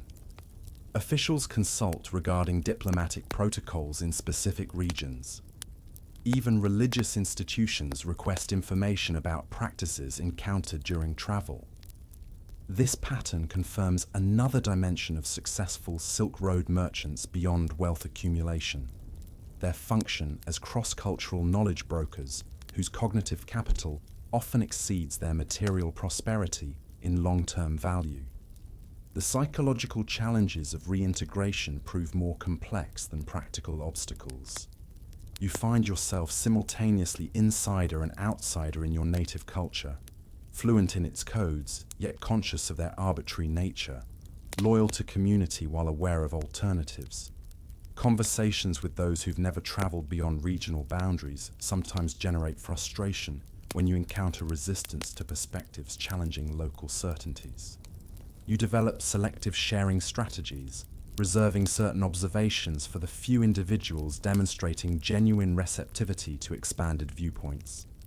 The returned traveler dwells between worlds, Feng had warned before your paths diverged near Chang'an, neither fully home nor abroad, but occupying the valuable territory between. His prediction manifests in your daily experience as you navigate the identity space between complete reintegration and perpetual alienation. This intermediate position, sometimes uncomfortable but intellectually fertile, becomes another aspect of your evolved merchant identity, allowing simultaneous participation in local community while maintaining broader perspective essential for international commerce. Your wealth creates both opportunities and complications for re-establishing local connections. Family relationships require careful recalibration as your improved financial status shifts traditional power dynamics and creates expectations of generosity balanced against investment necessities. Childhood friends respond variously to your changed circumstances, some maintaining genuine connection regardless of prosperity differences, others exhibiting envy or opportunism requiring careful navigation. You discover that wealth management involves social as well as financial dimensions, with relationship maintenance requiring attention comparable to investment oversight. The most significant choice following return involves future plans, whether to settle permanently in Chang'an, establishing a trading business with agents handling distant transactions, or continue personal participation in caravan journeys. This decision balances competing factors: The physical toll of Silk Road travel against first-hand oversight benefits, family connection desires versus commercial opportunity access, and safety considerations against adventure appetites. Your ultimate choice reflects personal priorities illuminated through journey experiences rather than external expectations or conventional wisdom. As weeks of reintegration extend into months, you increasingly encounter others who've completed similar journeys. A community of returned travelers whose shared experiences create connection, transcending original cultural differences. These relationships provide unique understanding impossible among those who haven't experienced transformative cross-cultural immersion. Together you form an informal network exchanging specialized knowledge, commercial opportunities, and psychological support navigating the complex identity space occupied by those whose perspectives span multiple civilizations. We belong to the road more than any single place, suggests a merchant from Bukhara, now resident in Chang'an, capturing the essence of this shared identity. His observation articulates how profound journey experiences permanently alter belonging relationships, creating primary identification with the transformative process itself, rather than fixed geographic locations. This perspective, simultaneously liberating and isolating, characterizes those who've internalized the Silk Road's fundamental lesson, that human categories and boundaries reflect perspective rather than inherent reality. The material wealth acquired through your journey enables significant choices about future commercial activities. Your accumulated capital allows establishment of a trading company, employing others to manage routine transactions, while you focus on strategic decisions leveraging cross-cultural expertise. This business structure, utilizing employees with specialized regional knowledge under leadership with integrative international perspective, reflects sophisticated commercial organization observed in trading centers like Baghdad and adapted to your personal circumstances. Beyond material considerations, you recognize that the journey's most valuable acquisitions transcend physical wealth. Relationships spanning continents, knowledge integrating diverse cultural perspectives, and identity flexible enough to function effectively across civilizational boundaries. These assets, though less tangible than silver or silk, constitute the true treasure extracted from 3 years of hardship, danger, and discovery along the world's most legendary commercial artery. As the first anniversary of your return approaches, you receive an unexpected message. A caravan forming for Western journey seeks experienced leadership for the difficult passage ahead. The request triggers conflicting responses. Your body remembers the journey's physical toll, while your mind recalls its unparalleled stimulation. Family connections argue for remaining, while commercial opportunities beckon from distant markets. Comfort counsels stability, while curiosity whispers of undiscovered horizons. Your decision will reflect not just practical calculation, but fundamental identity, whether you've truly returned home or merely paused between passages on the endless Silk Road. The tale of being a merchant on the Silk Road never truly concludes. Whether physically traveling or mentally inhabiting the expanded perspective gained through journeys completed, those who have experienced the road's transformative power remain perpetual travelers between worlds, valued for their unique vision, challenged by their complex belonging, and forever changed by witnessing firsthand the diverse expressions of humanity, connected by the world's most ambitious commercial enterprise. As evening approaches and you walk Chang'an's familiar streets now viewed through experienced eyes, you reflect on the journey's ultimate lesson, that true wealth lies not in goods transported, but in perspectives transformed. The Silk Road's greatest gift isn't profit, but perception, the capacity to recognize both universal human patterns and diverse cultural expressions across seeming differences. This expanded vision impossible without direct immersion in multiple civilizations, represents the essential treasure carried home by those who survived the legendary road's countless challenges. The rhythm of this narrative begins to slow now, like a caravan finally reaching its destination after a long and arduous journey. Your breathing deepens as you reflect on this immersive tale of struggle, discovery, and transformation. The merchant's journey along the Silk Road parallels our own paths through life, facing unknowns, adapting to challenges, and emerging changed by our experiences.